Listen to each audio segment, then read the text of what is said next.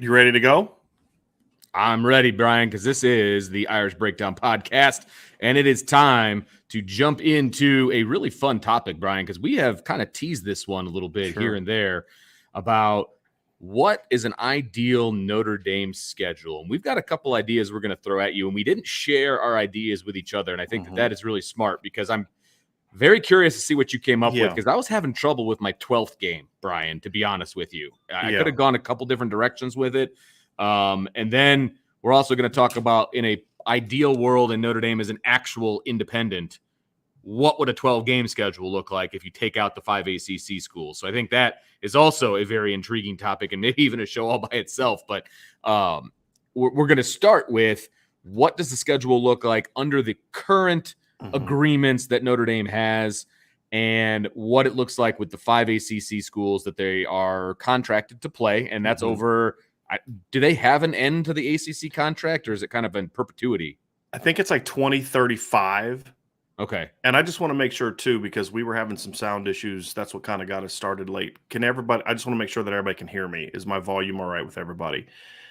But I believe 2035 is when the schedule's supposed to end. 2035, 2036, somewhere around there. Still, it's a long ways away. Is when the contract ends. Yeah, it's going to be going on for a while. So barring like just there being just this massive shakeup of college football where like certain deals are negated, you know what I mean? Like maybe it's like a Notre Dame signs with somebody or the ACC does something and the current deal is gone. I mean, there's all types of things that could kind of happen, which is why we're going to do the second part of the schedule, which is let's say the ACC thing goes away and then what we would do. But it kind of felt silly to only do that because the reality is if we're going to do this in somewhat of a realistic manner of what we'd like to see, we can't just pretend that the ACC thing isn't happening. Yeah, exactly. Yeah, we can't pretend, unfortunately. Right.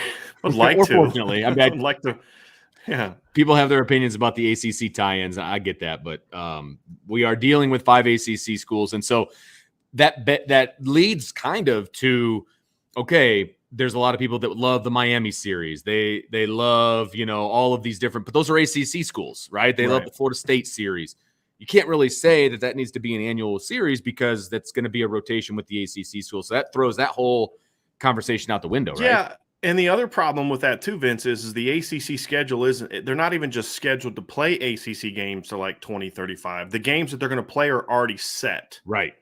So it would require some negotiation. Like one thing I would do is I would have said to the ACC, hey, listen, we're going to play 5 games against you every year, but 2 of those blocks have to contain one of these teams, right? So like we want Miami or Florida State in one block, right? Like one of those 2. I get you. Maybe it's because I actually have that for my other schedule kind of a thing where it's like maybe it's Miami, a Florida State, a Clemson, sort of rotate those 3 teams in one block. And then in the other block, rotate BC, Pitt, and Syracuse. So you're always getting that Northeastern game. You're always getting that Southeastern game against one of the powerhouses. And then the rest can be, the Carolinas kind of thing. And, something like that, I'd wish that they would do something like that. If they, let's say they re-up past 2035 or whatever, that would be an interesting way to go with it as well. So let's kind of jump into this. So it's kind of it's like in court, when everybody kind of agrees, you got 5 ACC schools, right? So we can all agree that that's a thing that's happening. So we've got 7 games to play with and how we want to go about it. So why don't we start with the traditional yearly rivalries? Okay. Yeah, right now many? they have 3, right? They've got Navy, they've got USC, they've got Stanford. Did you just go 3? Yeah, I did. Okay, that's pretty cool looking. I was like, that's how I used to give signals when I was a catcher. I was like, what the heck? Sometimes pitchers can't see because it like hides. It just kind of threw me off. It's kind of cool. Sorry. I didn't know if you were like throwing me like random like help signs or gang signs or I know what you're throwing at me. Like it's like secret code. Like I'm actually being held against my will. Catchers are weird, man. I'm weird. I can't help it. It's all good. So how many rivals, right? So we got that's 3 the rivals, first part of it. But how many would you like to have? I think gotcha. Because there's 2 ways to look at it, Vince. There's the 5 ACC games, and then every other conference is playing like 8 to 9 opponents, right? Every year. And so there's some of the schools are talking about moving up to 9. Like the ACC is right now at 8. There's other leagues that are at 8. They're talking about moving to 9. So does Notre Dame stay at basically 8 regular opponents, 5 ACC, 3 rivals, or do they up it to 4? I think those are conversations that would be fun. That would be kind of part of this as well. I stuck with 3 for this part of the conversation. Okay. In the second part of the show, I'm going to go to 4. Oh, interesting. So yes, very interesting. Okay. But without the ACC. But with the ACC, because I feel like 4 every time rivals makes it really challenging to put together any kind of variety with the next 3, unless you're just going to play 12 really good teams every year, basically. Right. Or 12 Power 5 teams, or 11 Power 5 teams plus Navy every year. So I went with 3. Okay. Rivals. I only have 2. So okay. So I'm let me hear. Very interested to see who your third one is. Because who is your 2? Because I think feel we like both agree we're going to drop Stanford, right? Yes. I mean, that's 100%. So that leaves me with USC and Navy. So those are my 2. Okay. And I'm fine with those being the only 2. Interesting. See, I thought you would add Purdue. I thought you would have argued to add Purdue as a regular, because my third is Michigan State, right? Okay. So I've made my opinion known on that. I think I like the history, the tradition of the Michigan State Notre Dame rivalry better than the Michigan one. Now look, Notre Dame and Michigan had some great games in the 80s and 90s, but I just I've never respected that as a rivalry. It's more of just I hate that program, right? Right. And sorry, Antoine, my guy, it's just the reality of it. But I've just never really valued that rivalry much, to be honest with you, Vince. Sure. I've always respected the Michigan State rivalry a lot more. And they've had some great games as well. But I would add, and I've come around on this, Vince. I used to be like, screw the Big Ten. I don't care about playing the Big Ten. Right. But if we're being, take the fan out of it and just try to look at it practically of like what would make sense, I do think there's value to having a Big Ten team on your schedule every year, and a good Big Ten team, which is also part of the reason I went with Michigan State over Purdue. There have been times when Purdue has been better, but historically, Michigan State's been the better program. So you're not guaranteed, you have a greater chance of having a better third rival as opposed to Purdue, where they may have a run here and there, but they're just not consistently going to be as good, in my view, as what Michigan State is going to be. Okay. So I kind of replaced your every year Michigan State, which I don't really have an issue with. I enjoy when Notre Dame plays Michigan State, and for all the reasons that you just mentioned, I just have Big Ten. Like I do want them to play a Big Ten team, and Makes sense. I think Notre Dame can be selective about who they choose, so that it's not Maryland or somebody that's a waste of time to play. Okay, so you would have a deal where basically you would have a smaller group of schools. So obviously Michigan State would be in that group, Purdue would be in that group. Who else would you? And what would it be, like a rotating, like home and away, home and away, home and away? Exactly, like 2-year deals. essentially. So you play home and away, and they don't even have to be back to back per se. Yeah, either. That's what I was going to ask. Could it be like a thing where you have home, away, like maybe you don't play them back to back years? Okay, that's interesting. Right. Yep, kind of sprinkle them in, but yeah, I mean the group would be like Michigan State, Purdue. I would have no problem playing Wisconsin. I would have no problem playing like Penn State, because I think there is some history to the Penn State rivalry, right?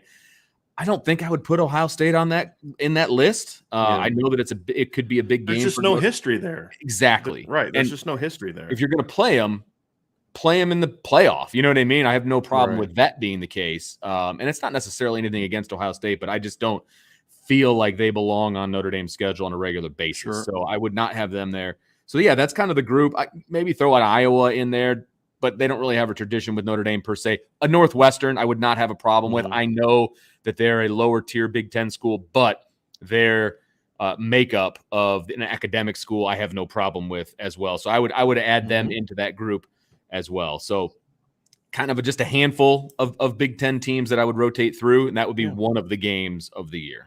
Yeah, I'm gonna hold off on responding to that, because that's part of my other schedule. Yeah. So for me, in this part, I just went with Michigan State as it. Now, what I'd be open to in this scenario is a smaller rotation of Big Ten teams. Okay. Like much smaller than what you're referring to. So that way it'd be like Michigan in over a 10-year period, you'd play Michigan State maybe 4 to 6 times. And then a 2 against Northwestern, 2 against Penn State, 2 against Michigan, and then back to Michigan State or something like that, depending on if you're doing 4 to 10 or maybe 4-4-4-4, something like that. Okay. But I would want Michigan State to be on there more than anybody else. So I'd be like, if we were sitting there kind of coming to a schedule decision and you were adamant, I don't want to play Michigan State every single year, I'd say, okay, well, then we're going to do it this way. We're going to You have them on for 4 to 6, and every decade they'll be on for 4 to 6. So they'll go 6 and then 2 and 2, and then 6 and 2 and 2, or 4 and then 2 and 2, and then 4 and then 2 and 2, something like that. Okay. I'd be want to discuss that, and then just whoever, if the years we're not playing Michigan State, play another Big Ten team, but it would be a smaller group like Purdue. In your scenario of the current schedule, it'd be like Purdue, Penn State, Michigan, and Northwestern. That would be it. That'd be it for me. So I would just kind of rotate those guys. And I know there's like a lot of other cool things like Wisconsin and Iowa and Illinois and teams like that. But for me, it would be a smaller group of schools that Notre Dame has some level of history with. So while Vince continues that conversation, so we have the rivals down, USC and Navy, and then would be my 2 plus Michigan State. Vince would only have 2. I think the other part for me would be I think you have to have a gimme game on the schedule. I think you have to have a situation where you've got an opponent that you just know you're going to dominate that's going to be on the schedule early in the year. So a MAC school, now that the FCS thing is, the can of worms is opened, if it's going to be that, I would not do that very often. It would be very, very small options. I would have an independent school mixed in there, Liberty, New Mexico State, UConn maybe might be a better option. A Sun Belt team, a Conference USA team. They're just having one of those teams come up to play at home. I would never go to their places. I also kind of like the idea of having so that's 5, that's 8 for me. That would be the 9th game. My 10th game would be just kind of a quality opponent. Just some try to find something that's not like a big time opponent. Try to find something that's not playing Michigan up here and then playing Clemson down here. But I would want to have something that's more of a low-level Power 5. I don't really care which conference it's from. Maybe you can get your second Big Ten team in that way. In Indiana, somebody like that, a Vanderbilt, just a lower-level team that traditionally is an easier win, an AAC team or a Mountain West team. So these are quality opponents, but not necessarily really, really tough opponents would kind of be where I would go with that one. So, like you could say Boise State, but like somebody in the chat had talked about Boise State, Tommy Guns. Like Boise State does nothing for Notre Dame. So that's why you got it, so to me, it would be, if you're going to play a Mountain West or something like that, I would have it be someone that's makes more sense geographically, a San Diego State, a Fresno State, something like that. I would have it something more along those lines. I think it'd be a good opponent. I like the idea of sort of a lower level Power 5 would be more in my wheelhouse, or something like an AAC team would be more in my wheelhouse. So 5 ACC games, 3 rivalry games, 1 gimme game, and then 1 kind of low-level quality opponent. So it's not like Cal. Cal would be this year's version of that, right? They don't stink, but they're also not real good. And then that would get me to 10. And then it gets down to your last 2 spots of kind of where you're gonna go with your last 2 spots, and that's where some of your quality games need to come from. So that's how I got to 10, Vince. So I'm not sure how much of that you heard, but no, I heard. It was a nice recap, and I appreciate that. I was a little bit more vague, I think, in kind of my slots, I guess. So I had, you said 1 gimme game. I had MAC, 1 MAC team. I have no problem with being a MAC. I went team. like MAC, FCS, one of the UConns or UMasses, something like some game you just know, like. Exactly. You have to have that. I have no problem with that, and so I put 1 MAC, but I would definitely be open to other types of schools. Like an Old Dominion from Conference USA. Right. And it's always a home game. Right. Absolutely. 100%. You're paying them to come. I mean, that's a pay game. I mean, and it is what it is, right? And I have no problem with that one. You're paying for a win, basically. Exactly. And I have on there 1 West Coast game, right? So I'm dropping Stanford, and when Notre Dame plays USC at home, well, then I do want to get back out to the West Coast somehow. So we kind of talked about this yesterday. Yeah. I think, a Utah, an Oregon, a Washington. Yeah.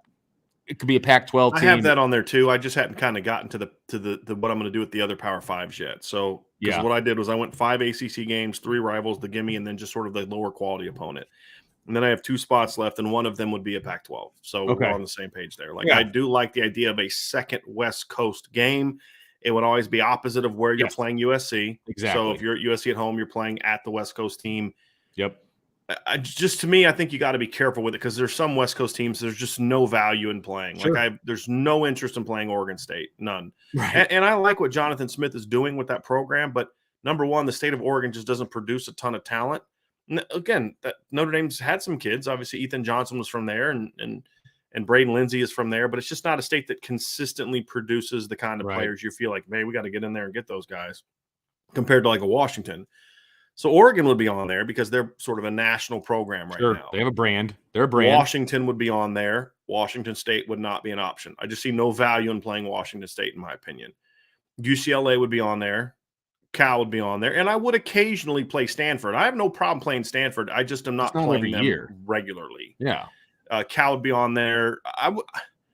Here's one I wanted to ask you about, Vince. Okay. Like Colorado would be on there, but probably at the lower priority right now because they're just not good. If they start getting better again, then there's more value to that. But Colorado just doesn't produce a ton of players. Utah, same. I just don't know what value there is in playing Utah, other than you're playing a good football team and it helps build your playoff resume. Right. But I would try to focus more on teams that not only help do that, but also get you out in front of an audience that you want to see. So like UCLA is that for me.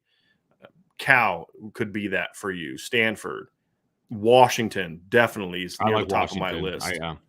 Here's the one though that if 5 years ago I would have been like, dude, you're insane for wanting to play in Arizona. Like it's just not a huge state for talent, blah, blah, blah. But it has changed dramatically the last 5-6 years. There's so much more talent coming out of the state of Arizona that the two Arizona schools have gone way up my list of schools that I would say I'd consider having them part of my Pac-12 rotation as well. I mean, Benjamin Morrison, you're talking about Notre Dame wants Elijah Page in this class. You got Tosh Baker. Like they're getting Cole Luke was from Arizona. There's some other kids from Arizona they wanted but didn't get. Obviously, Anthony Lucas last year.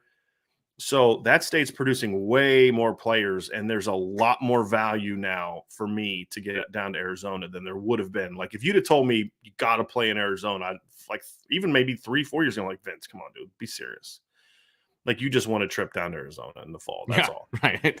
But that's completely changed, and it's not about them being great programs. It's about you getting the University of Notre Dame's presence in the state. 100%. And that makes sense. I totally get that. And I trust your word when it comes to recruiting. And if that's a growing hotbed, then you want to have a presence down there. I have no problem with that whatsoever. That would be fine by me. And that would fall under my one West Coast team. You know what I mean? That just that Pac-12 kind of footprint out there. I think it's got to be Pac-12 though, because I think the Fresno has to kind of fall into that quality opponent, but not real strong. Like I don't think just Fresno and then not playing the Pac-12 could get you into where you're playing a group of 5 and Fresno as your West Coast. Like then your schedule starts getting a little bit that's true.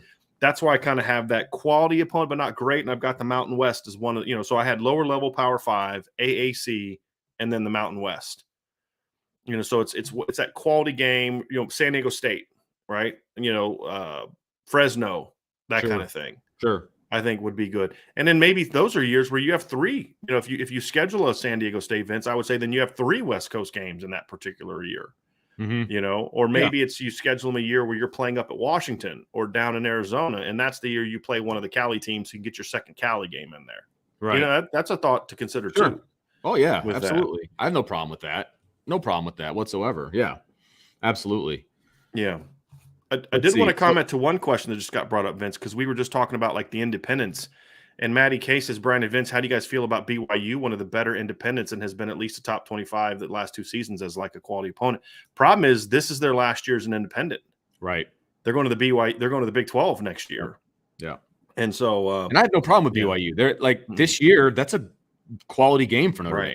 I mean, I have no problem with BYU. And in the past, there's also a shared history for playing BYU, right? So if you're checking off the criteria of teams that you want Notre Dame to play and reasons why, they check a lot of those boxes, to be honest with you. So I have no problem with BYU. The problem is the box of an independent playing another independent goes away here after the next year. Right. They're going to be more of a Big 12 team. Right. Correct. So Vince, where are you? You've got the 5 ACCs, you've got the 2 rivals, you've got the Gimme, and you've got a Big 10 team, and then you have a West Coast team. Yes. So that gets you to 10. That's 10. Yep. Okay. So what is your next 2 slots? So my next one is again, it's kind of vague, but at the same time, I want to leave a slot open for a big time opponent. Okay. So whether that's an Ohio State whether that's a Georgia, whether that's an Alabama, these games that Notre Dame has on their schedule moving forward. I mean, it's a big time game, and that's going to be a big time game, right? I mean, it's a blue blood. It's, that quote unquote SEC team that everybody's looking for Notre Dame to play, whatever. I didn't want to pigeonhole it and say it has to be an SEC team, because then, you could fill that with an Arkansas or something, and that doesn't really get people's juices flowing, right? So I said a big time opponent. So that's where the Ohio State would fit, right? Even if they're playing already a Purdue or a Michigan State, Ohio State wouldn't be the Big Ten team. It would be the quote unquote big time opponent, right? So that's the slot that I would have, because I still think that they need kind of a headliner, I guess is a good way to put it. Whether they have Clemson on their ACC part of the schedule or not, they need a headliner. So let me ask you. So it would. I'm going to see if I can predict where you're thinking about with this one. So it's kind of like, now that schedules are 10 years in advance, you can kind of, you don't know who's going to be good in 10 years, but you can look 5-6 years in advance, 4 or 5 years in advance. Say, okay, we've got Florida State that year and Miami that year, plus USC, plus, this. So that's a year where maybe you wouldn't play that big time game. Sure. But in the years where you're looking at it, like, what was this past year, right? The ACC schedule. Well, I guess you had Florida State, which is traditionally a good team, and that's the problem, is you kind of run into this. But there's been some years recently where the Big 12 schedule or the ACC schedule wasn't exactly loaded with like big time teams. So 2019 is a good example. You had Louisville, Virginia Tech, Duke, and Boston College. Right. None of those are headline games. So they played Georgia that year. Right. So like that would be an example of kind of what you're referring to. Absolutely. Yep. I think you just kind of need that buzz game, right? I think, and if you do have a weaker ACC schedule, people are automatically going to talk about how weak your overall schedule is, and that's a problem. And I think that Notre Dame not playing in a conference, I think you kind of need that boost to your schedule, and you kind of need that headliner game to be like, okay, we're not ducking people, and people understand that you're making these schedules way in advance. The people do get that. But at the same time, if Notre Dame plays a really weak ACC schedule, and then they've got a MAC team and they've got this and that, and they don't have that headliner, people talk about that. Then, because when you start comparing schedules, and they're inevitably going to be compared to a Georgia or an Alabama or whoever the SEC team of flavor is, right? They start comparing schedules. Notre Dame is not going to be able to stack up to that. They need that boost. They need that schedule boost. And so that's why I would reserve a game most years to get a headliner in there. Now, if, like you said, let's say Florida State is back to prominence. Let's say Clemson continues to be Clemson, right? They don't take that step back. So, and you have both of them in the same game, in the same year. Maybe North Carolina takes a step in the right direction, right? And they become kind of a perennial top 20, top 15 team. Okay, well, now the ACC schedule. And you've got Michigan that year on your Big Ten part of it, right? They're holding their own weight now, right? So you can take that game and you can do something a little bit different with it. Maybe that second West Coast game, or a second Big Ten team, or whatever the case may be. But I think you got to have that kind of that reserve spot for, if you need that scheduled punch up, then you can do it. Who's your 12? This one's going to be the controversial one, I think, for me. I personally, when it was at its height, I liked the Shamrock Series.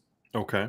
I think the Shamrock Series also gives you flexibility to move around to different parts of the country. Again, this is when they're doing it correctly. A Shamrock Series in Indianapolis is a waste of time.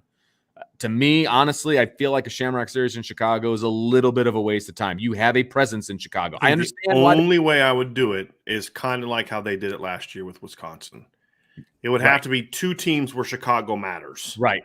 There you go. Or a Big Ten team you want to play, but you don't necessarily want to play in Evanston. Right. Like, okay, hey, we'll play Northwestern, but we're going to play you in. So like that was such a small, like, I don't know if you were at that game in 18. It's like this little rinky dink stadium. It's like, why is Notre Dame playing in this little like crap stadium? Like that game should have been moved to Chicago. Right. Exactly. Right. And that's the exception, not the rule. And like playing in Lambeau. Like that's a perfect Shamrock Series game. I have no problem with that. I liked when they went down to Texas and they played Washington State. I like that because they're getting into Texas, right? There's certain ways to use the Shamrock Series game to your advantage. I think that they've gotten away from that at times, and sometimes they embrace it. I think they need to embrace it more often, And look, whether we as old farts like the new uniforms and the variations and all that. The kids love that stuff, right? And I still think that that's something that you can do if you do it right. I like the Shamrock games. I do. I think that the concept is a good one. You're taking everything about a Notre Dame home game and you're taking it on the road into a place where you can get some eyeballs on your program. So I like it. I think you and I agree on that. As long as they're doing it the right way. Yeah, you and I agree on that. I would just go about it a different route. I like the Shamrock concept. Right. I do. And I actually wouldn't mind Notre Dame doing more like pick one game a year where you wear some kind of alternate uniform at home. Yeah. Maybe it's for senior day. If you're, hey, look, seniors, you get to pick what uniform that you get to design it or whatever. That off season, something like that. You can give some input on it. Maybe just something where you do something like that, or maybe it's against a rival. What I would say is I would like to see the Shamrock Series, though, be done within the framework of the other part of the schedule, as opposed to sort of like that random game where you just pick one. Gotcha. Maybe if you're going to schedule Arizona State, you say to them, hey, listen, there's advantages to you playing in Texas. So, Arizona State, we're going to do a home and home. We're going to do a 3-game series. We're going to do a home and home and then a neutral site game in Dallas in 2027. Sure. And it doesn't have to be like back to back to back, like you had said earlier. It could be, the home and home is back to back, and then 2 years later you play in the Shamrock Series game, when you can fit it in. But maybe you can use that with some of those opponents. So, hey, Florida State wants to get into Texas. Okay, cool. We're going to do a home and home, and then we're going to play you, down there or something like that. And Florida State's probably a bad example since they're in the part of the ACC schedule, right? But there's a lot of different things you could do. Hey, Big 12 team, you want to get a presence in the Southeast, right, and let's play in Atlanta, right? So, right. Hey, I was going to say Oklahoma, but I think the Big 12 is going to be way more open to compromise. They're going to need that, yeah, because they're going to need it. They're good. Right. They lost their big dogs, right? They're going to be Baylor. We'll come down there and play you in Texas, but we're not going to play at your place. We're going to play you in a Shamrock Series game, right? In Dallas. I think they're going to be way more open to that in the future. Yeah, like TCU. I don't know if I'd want to place TCU in Dallas-Fort Worth. Maybe I've talked about this in the past. I really would like to play TCU in a game, but not necessarily at their place. Sure, more so in Dallas. But yeah, I like that. And maybe you play a Utah, right, Vince? But instead of playing in there, you play them in Arrowhead, right, in Missouri. You know what I mean? Like or something, something like that, where you're getting into an area because St. Louis, the St. Louis area is getting a lot more.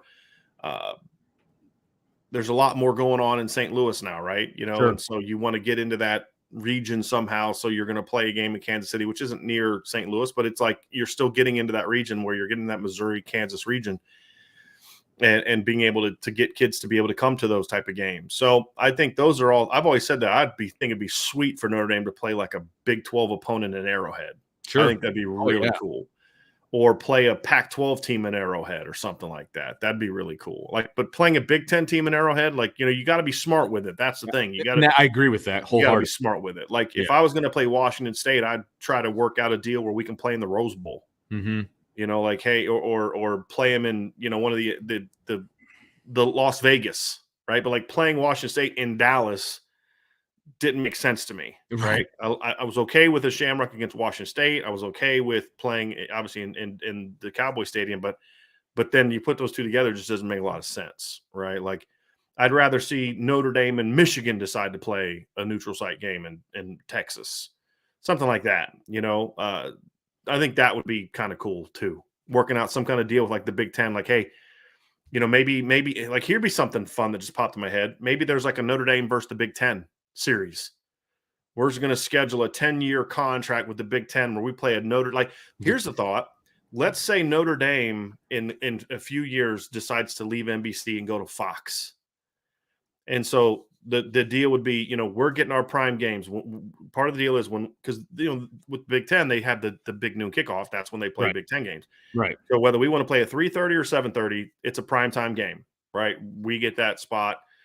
And you have the big noon kickoff, but then obviously there's going to be the Notre Dame pregame show after that, something like that, right? Because the big noon kickoff is going to go up to noon, and then Notre Dame has a similar thing.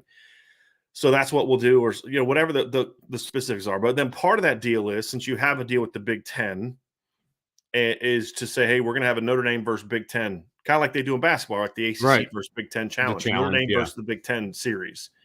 and it's always going to be played on some neutral field somewhere, something like that, you know, and I think that'd be kind of cool. So it's outside of who you're normally scheduling a Big Ten game against, you know, but you know, Notre Dame and Penn State play in a neutral field, some kind of cool neutral field or something like that. I think that'd be kind of cool. Sure. I think that'd be, you know, Ohio State and Michigan play in Dallas or something like that. You know, Sure. Notre Dame and Michigan or Notre Dame and Ohio State play in the Rose Bowl during a week where USC's or UCLA's got a road game or something like that. I think something like that would be really cool. Really cool. Yeah, and the Washington State game was in San Antonio. Yeah, it was. Correct, which made it even worse. Right. You know, yes, thanks, AK. Just reminded me. It wasn't San Antonio. Shamrock Series game can be a cool thing again. You know what I mean? And, like playing Army in San Antonio Antonio made sense because there's a big Army base down there. Sure. But then playing Washington State down there, it's like, it made no sense whatsoever. I like the Shamrock Series game. They just need to get back to kind of the root of what it should be, I guess. Yeah. And again, they did a good job with it in Chicago. I will say that. They did a really good job of it. It just needs to it needs to be honed a little bit more, and it needs to make more sense as to where they're doing it and who they're playing. Right. But I like the idea of it. Agreed. I like the concept. It just needs to be more focused. Right. I agree. I like the idea of the Shamrock Series. My last two games, so I kind of did my 10. I had the 5 ACC games, the 3 rivalries, the Gimme, the quality opponent, but not great. Then I told you I had the Pac-12, my West Coast, and then my last one is I would have every year I would play some sort of SEC or Big 12 school, and then I would rotate it. Again, you kind of look at it in similar fashion to what you were talking about with your big game, Vince. This is kind of how I look at it. It's a similar thought process where I look at my schedule and if like, okay, we've got Michigan State, we've got USC, we've got Miami and Clemson already on that schedule. We're going to play Vanderbilt that year or Texas Tech, or although I probably wouldn't put Texas Tech on there. It'd be like TCU, it'd be like Baylor, teams like that. Maybe Oklahoma State, Oklahoma, Texas, like somebody like that. And then the SEC be like Vanderbilt, those schools. So if you look at your schedule, you're like, we need to spice up our schedule a little bit. Like you talked about, okay, that's the year we play Florida. That's the year that we play Georgia. That's the year that we play Bama, LSU. And then the other years, it's like, okay, our schedule's already pretty flipping tough. So maybe that year you play Vanderbilt, Kentucky, something like that. Not that Kentucky's a bum, but it's not Bama, that kind of thing. Right. For sure. Those are avenues that I would look into that. Big 12 or SEC. Trying to fit your schedule with one of those two leagues. I think we're on the same wavelength as far as what that game is. Yeah, so I think that for sure. makes a lot of sense. Similar principle. I would narrow it down to those two leagues since you're not going to play them as consistently. So because otherwise you kind of start getting into now you're playing like multiple Big Ten teams and that kind of thing. And I'd be open to having a second Big Ten team in there too, if it makes more sense. Like, look, it's going to be better for us to play Northwestern than it would be for us to play Vanderbilt. Something like that if you wanted to. So, Vince, that's the 12-game schedule against opponents that is in the framework of the current schedule. Next, I want to kind of get into a situation where we look at what the Notre Dame schedule could look like if the ACC conference schedule went away. Now, I'm going to set some parameters that I didn't prepare you for to make it a little bit interesting. Okay. Notre Dame has to have 4 traditional rivals. You can either go with ones that have already exist, or you can pick one that's new. So for me, I went with 3 traditional rivals that they're going to play, and then I picked a new one. And I think most people are going to be able to guess. Let's see if the people in the chat, can you guess who my new rival is going to be for Notre Dame? A team that they're going to play every year. Because I feel like getting 10 games a year against random opponents is going to make some real inconsistency with your schedule. And so you have to have at least, to me, 4 games that you have scheduled every year. And you have a home and homes, 2 home, 2 away. Okay. So that's the parameters that I want to – after that, Vince, you can take with it wherever you want to go. Okay, so the 3 traditional rivals for me, USC, Navy, Michigan State. Right. Here's the caveat. I would have a very serious conversation with USC about we're going to change how we play you. Ooh, we're either playing you at the end of the season every year, or we're playing you in October every year. Pick one. Right. But we're not doing this. You come to us when the weather's nice, and we got to go out there when it's flipping hot, when our kids have been walking in, coats and boots and stuff like that. Now we've got to go out to the West Coast when it's hot. Sure. We're either going to play you the last game of the year every year, which means you come to our place in November, or we're going to play in October every year, which means we got to see you in the middle of the year every year. And then I think that would give Notre Dame more ability to have, if they say, okay, we'll play in the middle, then that would give Notre Dame more ability to have some creativity with their senior day, last game of the year every year. Okay. So that's what I would do with USC. So Michigan State's a tradition. I view them as a traditional rival. Right. So that's why I count them as one of my three. I got that. Do you have three that you would have? I'm honestly fine with Michigan State being a traditional rival. I mean, I could make the argument about Purdue. I really could. I make an argument. I feel like you're not willing to argue with me today. You've always kind of argued for Purdue, and now you're backing off. Did somebody from Purdue say something mean to you this weekend or something like that? Piss me off. Yeah, screw the Boilermakers. I know what's going on. Who would you prefer? You don't have to agree with me. This is you get to make schedule the way you want it. Would you actually go with Michigan State? Because I don't want you to be fine with it. I want to know what you would go with. I would want a Big Ten team. It would not be Michigan. It would not be Michigan. And no matter what anybody says, it would not be Michigan. That would not be my every year rivalry. I'm fine with Michigan State. It's just Michigan State and Purdue for me are they're neck and neck for me. And I would almost maybe rotate those two guys, as my traditional rival, maybe do them one every other year, or home and away, and then a home and away, or home, away, or whatever the case may be. But I like both of those teams. So I'm going to cheat. I'm going to say MSU and Purdue as my third traditional rival. My fourth rivalry. New one. Yeah. I have a problem going away from a little bit of tradition, to be honest with you. I feel like if it's going to be a rival, whether it's new or old, it needs to have it has to have some sort of some history. Yes. Right, like Mississippi State's my new right. Doesn't do it for me. Yes. Agree. So let me just make sure I set the terms. When I say a new rivalry, it's not a game that is like a team that you have a long storied 40, 50. So Michigan, Michigan State, Purdue, Army, those are traditional rivals. Right. So okay. Well, the one I wrote down was Miami. Okay. I would have no problem for a couple of reasons. Because that's a new rivalry. They haven't played. I mean, there's history there. Right. There's history, and there's deep history there. Number two, I do feel like they're on the rise with Mario Cristobal as the coach. And a third reason is having a presence in Florida is not terrible. Guaranteeing that you're going to play in Florida every other year is not a terrible place to be. There's a ton of talent down there in Florida, and there always will be. So for all of those reasons, my fourth rivalry would be Miami. Very interesting. Very interesting. I like that. I would not, if I was confident that Miami was coming back, I would be on board. But I have a plan for that. Okay. I'll get to because we're on the same page, but I would just take it a different direction. Okay. My fourth would be Tennessee. I knew you were going to say Tennessee. That's okay.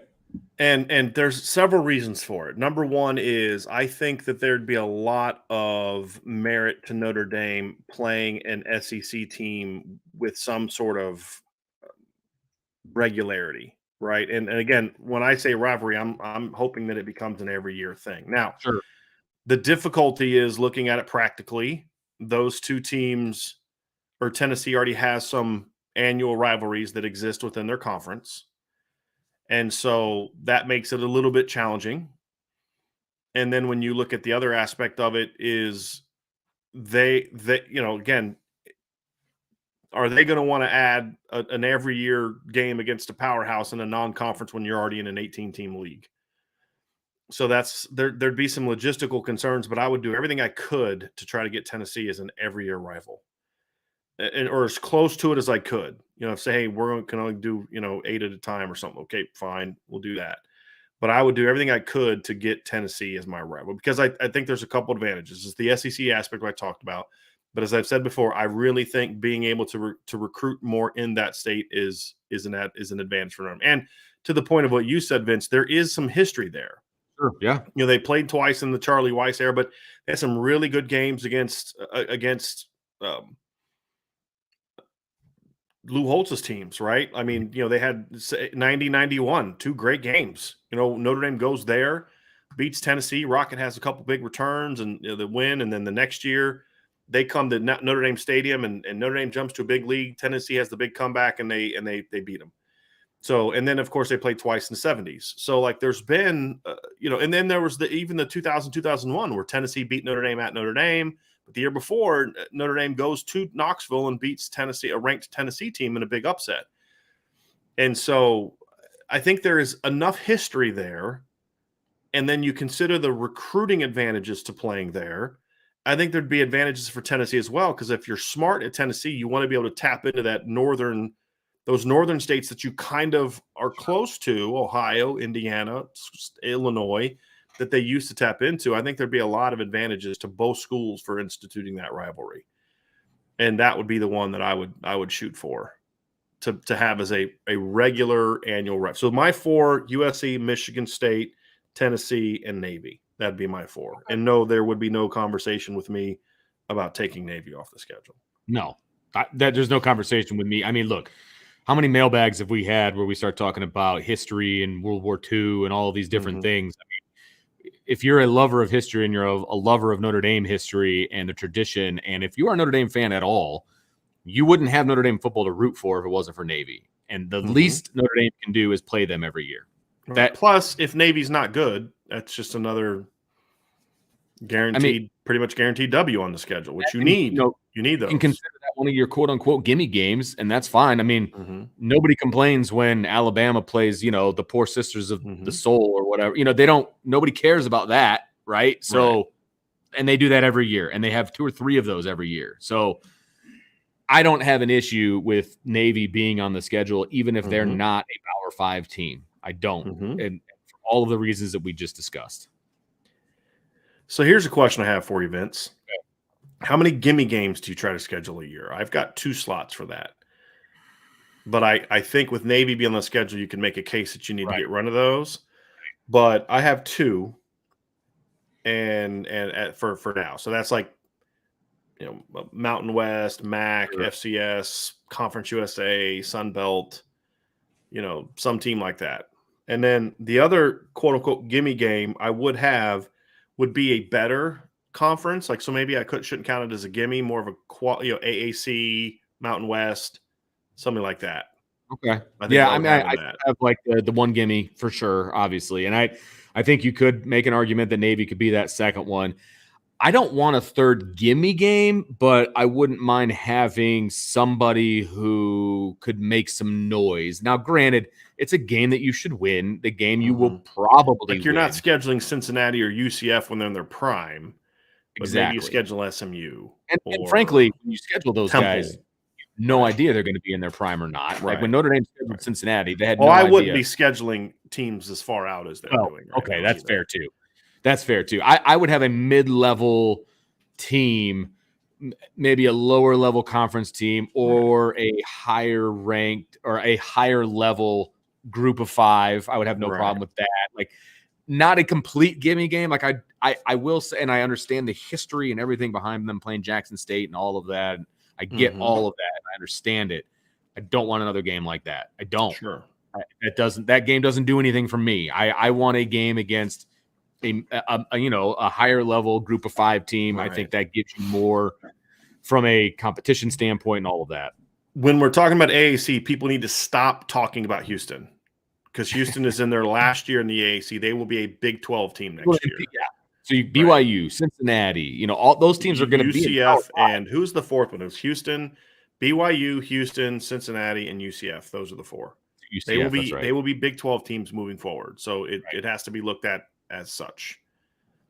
So that's it too. So so here's what I'm doing next, Vince, and I'll kind of go through mine, and then kind of if you have a similar thing, I would have 3 ACC slots that I would always want to have. Interesting. Still, okay. Not necessarily if it's a guaranteed thing, but this is what I would try to do. I would always try to have 3 ACC slots. Number one, the first one is I am going to try to have Miami, Florida State, or Clemson always on the schedule. So one of the 3 or one of the more? 3. You can have 2 if you want, but I would always try to have one of the 3 on the schedule. Like, I don't know if Florida State and Miami both came back, does it really make sense to play both of them in the same year? I don't think it makes sense to do that. School is fine. Yeah, so I would have, and you could even if you don't want to do Clemson, that's cool too. But I would say like Florida State, Miami would be regulars. Maybe you could throw Louisville in there or something like that. But I would have one of those schools on my schedule all the time. Georgia, Miami, Florida State, or Clemson, just regularly on my schedule, which gives you a really good opponent. And there's some history there. Clemson history being more recent. I think that's a nice little rivalry that they've started. And because this will be this year will be the 4th time they've played during the regular season or altogether. So they played 15, 18, twice in 20, and then now. So this will be the 5th time they've played since 2015. That's why right. They're and then Notre Dame won 1, Clemson's had 2 blowouts, and then they had the really competitive game in 2015. Yeah. Right. So that would be one of my ACC schedules. I would have another ACC game that would be one of Boston College, Pittsburgh, and occasionally Syracuse. Okay, so you're tiering them. Pitt and BC. It's kind of regional. I'd want to have Pitt and BC, one of those 2, consistently on my schedule. Okay. And then if you want to occasionally mix in a Syracuse, if it doesn't, to maybe it's like 4, 2 over 8 years, and then a home and home with Syracuse or something like that. But I would probably put Syracuse down in I have another category, but Pitt and BC are the main 2 that I want there. And then my third ACC game is going to be one of the Carolinas. Virginia down. I should say probably sort of like that East Coast from Virginia down to North Carolina, right? That would be where I would want to be. So a Virginia Tech, a Duke, a North Carolina, a Wake Forest, an NC State. One of those teams would be there. Would sort of be consistently on my schedule. So that gets me to 7 games. But now I've got an East Coast game, like a Northeastern game against a traditional rival, somewhat of a rival. I say traditional, but somewhat of a rival.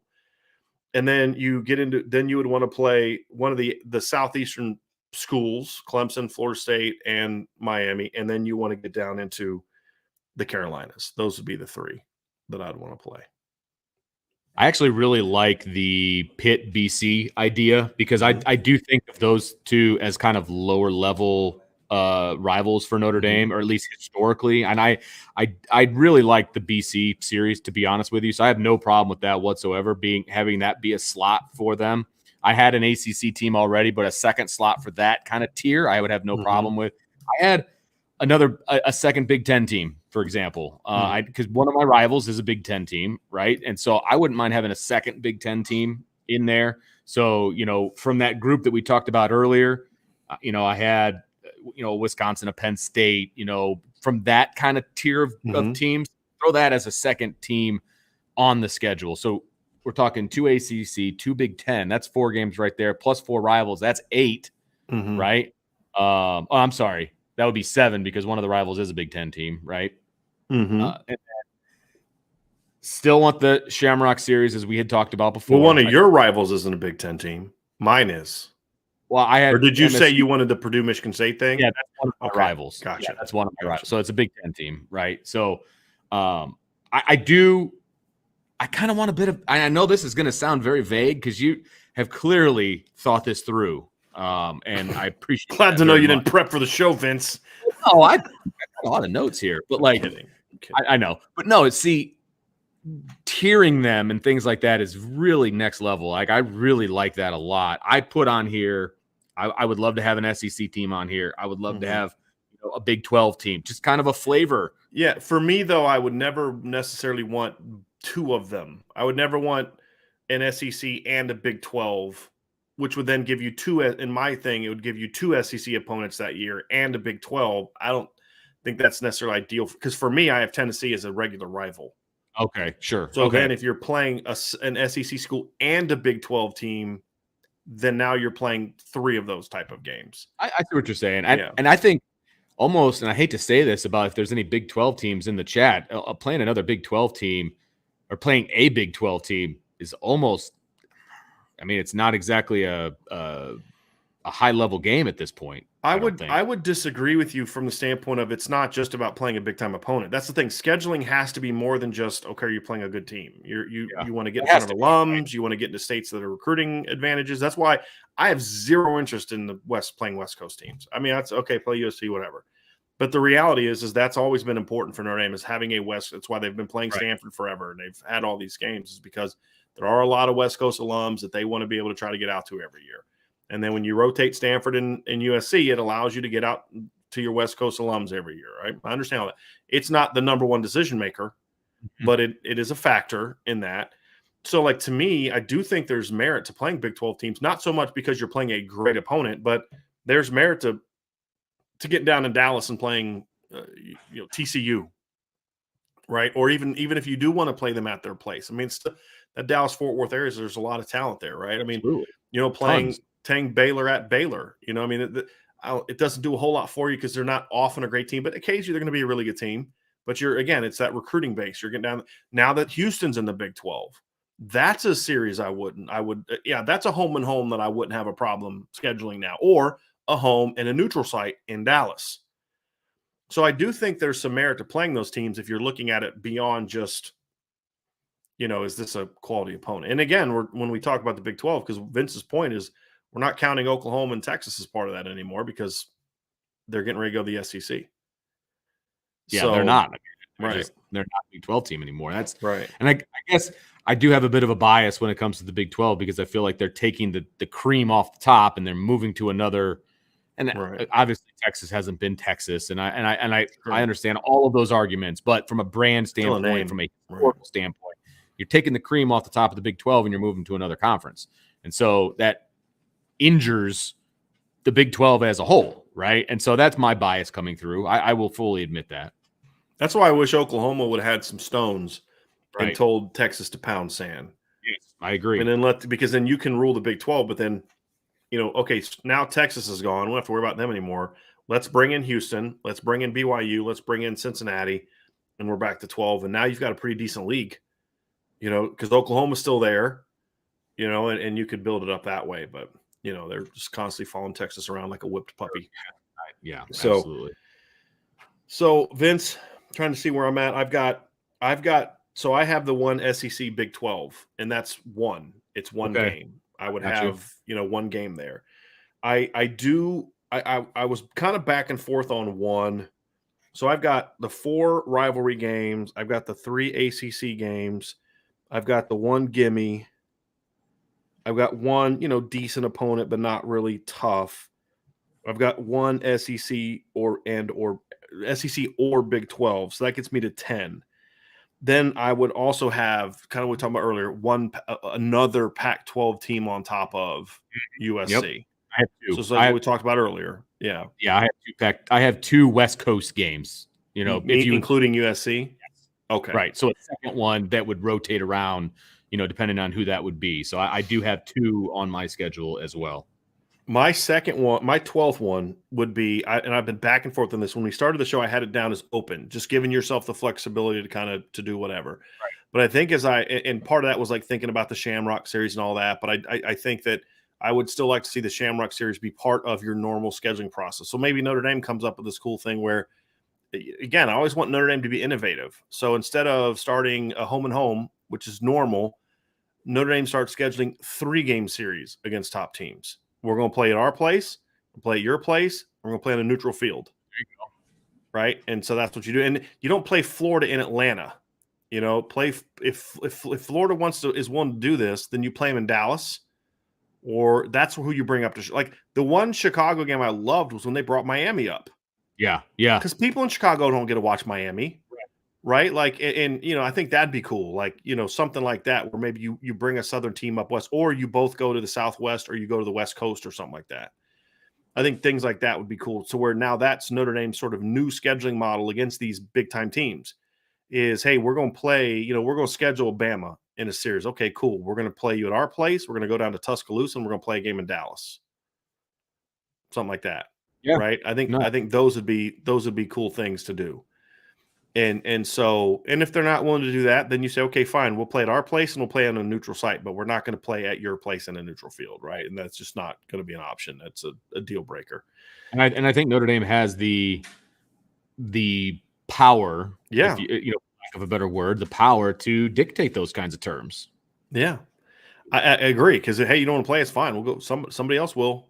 Notre Dame really won't have a problem, especially if you have 4 traditional rivals. Notre Dame won't have a problem scheduling games. They won't, because the ACC teams are still going to need to play Notre Dame.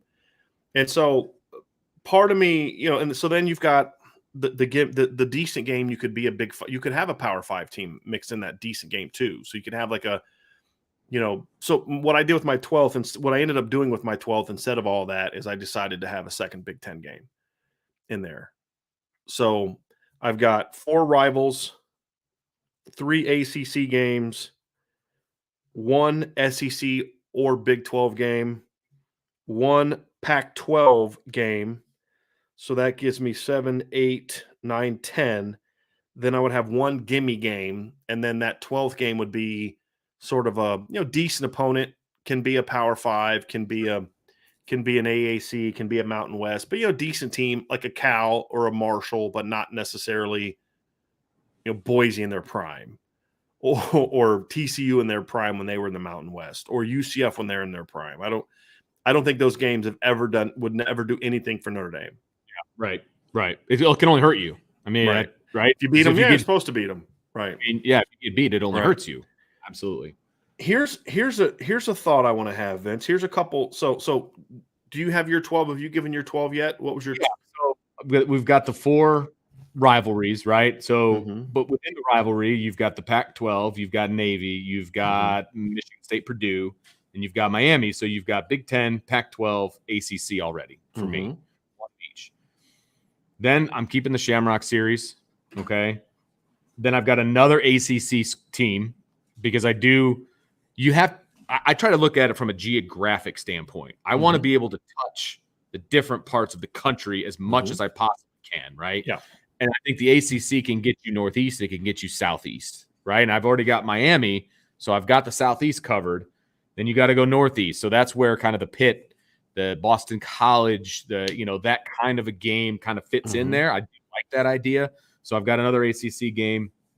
I've got, an SEC, and I'll go with you on the / Big 12. I'm okay with that because, maybe both of those is a little bit overkill, right? So you find one that fits that one right there. Another Pac-12, because we talked about having another West Coast game. So when USC is a home game, then you're going to go out to the West Coast. We talked about Arizona. We talked about Washington. We talked about Oregon, all of those. I've got another Big Ten slot, right? I do want another Big Ten team. You play one at home, you play one away. I have no problem with that. Outside of my Big Ten bias, which I can't stand the Big Ten as a whole, I do think that those games can help you because I also think that recruiting in the Midwest has gotten better. Sure. And I think, and Notre Dame, believe me, Notre Dame has a footprint in the Midwest. There's a lot of traditional teams in the Big Ten that can help your playoff resume too. Exactly. And so I think that actually helps Notre Dame out a lot to have, and you can make that one a Penn State if you want, right? You could make that, you've got all kinds of options there. So another Big Ten, a MAC or a lower level Power 5 or a non-Power 5, right? So I have no problem with that. I kind of like what Notre Dame does with that. And then we talked about this a little bit, a higher mid-level team, right? I do think that does carry a little bit of weight to it. Okay. So it would have Cincinnati. You're talking about like Cincinnati. Okay. It would have been potentially a BYU. It would have been, a Central Florida. Like that's the kind of team I'm talking about. Now I know that those teams are going to the Big 12, but those are the kinds of teams that we're talking about. Right. And then my 12th game without the ACC constant was an open game. It really was. It was hey, I want to have the flexibility to go out and maybe do something a little bit different, right? I want to have that one game where I can do something that, maybe doesn't fit a normal Notre Dame schedule, right? You can go out and you can schedule. I can't think of anything off the top of my head right now, but a team out there that Notre Dame wouldn't normally have on their schedule, that it gives you that option. You're not tied into having to stick with, one of these conferences or whatever. So my 12th game is an open game. I liked, I had that written down, and then you mentioned, I was like, yes. And so I actually put a star next to it because I like that idea, and you kind of cemented it for me as an option. Here's my other thought of the 12th game. Is it being an academic school? Okay. So you rotate between programs that you consider strong academic institutions that also require their football players to be like, because like Miami technically falls in the category, but we're talking about teams that actually require their football players to be that. So like Duke, Stanford, Northwestern, to a degree Wake Forest, right? Virginia, like those are like to me. I would also consider that. Always have sort of that academic institution on your list as well. I think there's merit to that as maybe that being your 12th game. So maybe there's like a 5, maybe it's like between Northwestern, Stanford, Duke. And so, you take Duke out of that Carolinas region. So between, you've got, and same with Virginia, but you've got Northwestern, Stanford, Duke, Virginia, Vanderbilt. Maybe you take those 5. And between, you schedule one of those 5 in a home and home neutral field every time. Because that is something I would really push for if I was Notre Dame, is a new scheduling model of home, neutral. Because then that solidifies your Shamrock thing, Vince. Yes. Is you're doing it that way. So instead of having a game for a Shamrock, it's part of your normal scheduling process, which I think I would like more. You know what I mean? So like, hey, we're going to play this team and it's going to be that way and whatever the case may be. So I think that'd be a lot of fun. I think the other part for me, Vince, of this whole thing is kind of looking at, I'm not just playing any team in any conference too. Yeah. Like, right. That's the thing for me. So like looking at the Big Ten, when I talk about playing a Big Ten team, it's Ohio State, Penn State, Purdue, Wisconsin, Michigan. Like that's who it would be. And if you don't have the academic game, then I would include Northwestern there just because of the geographics of it. But I wouldn't play Northwestern very often unless I was doing the academic thing. Like Indiana, Illinois, I don't know what those games do for you. I mean, Iowa would be a cool game, but there's no history there. Beating Iowa doesn't do anything for you. Same, I would have like Maryland, Iowa, Illinois, Indiana sort of in that second quality opponent game, maybe. Iowa wouldn't really be part of it. It'd be more Indiana, Illinois, Maryland, where at least there's some geographic advantages to playing Maryland. But other than that, I still don't know what playing Maryland. Maryland doesn't do a lot for you. So maybe that'd be in like that lower level Power 5 type of opponent that you could play. Put them in there like a Vanderbilt. Same thing with the SEC. I have no interest in playing Mississippi State.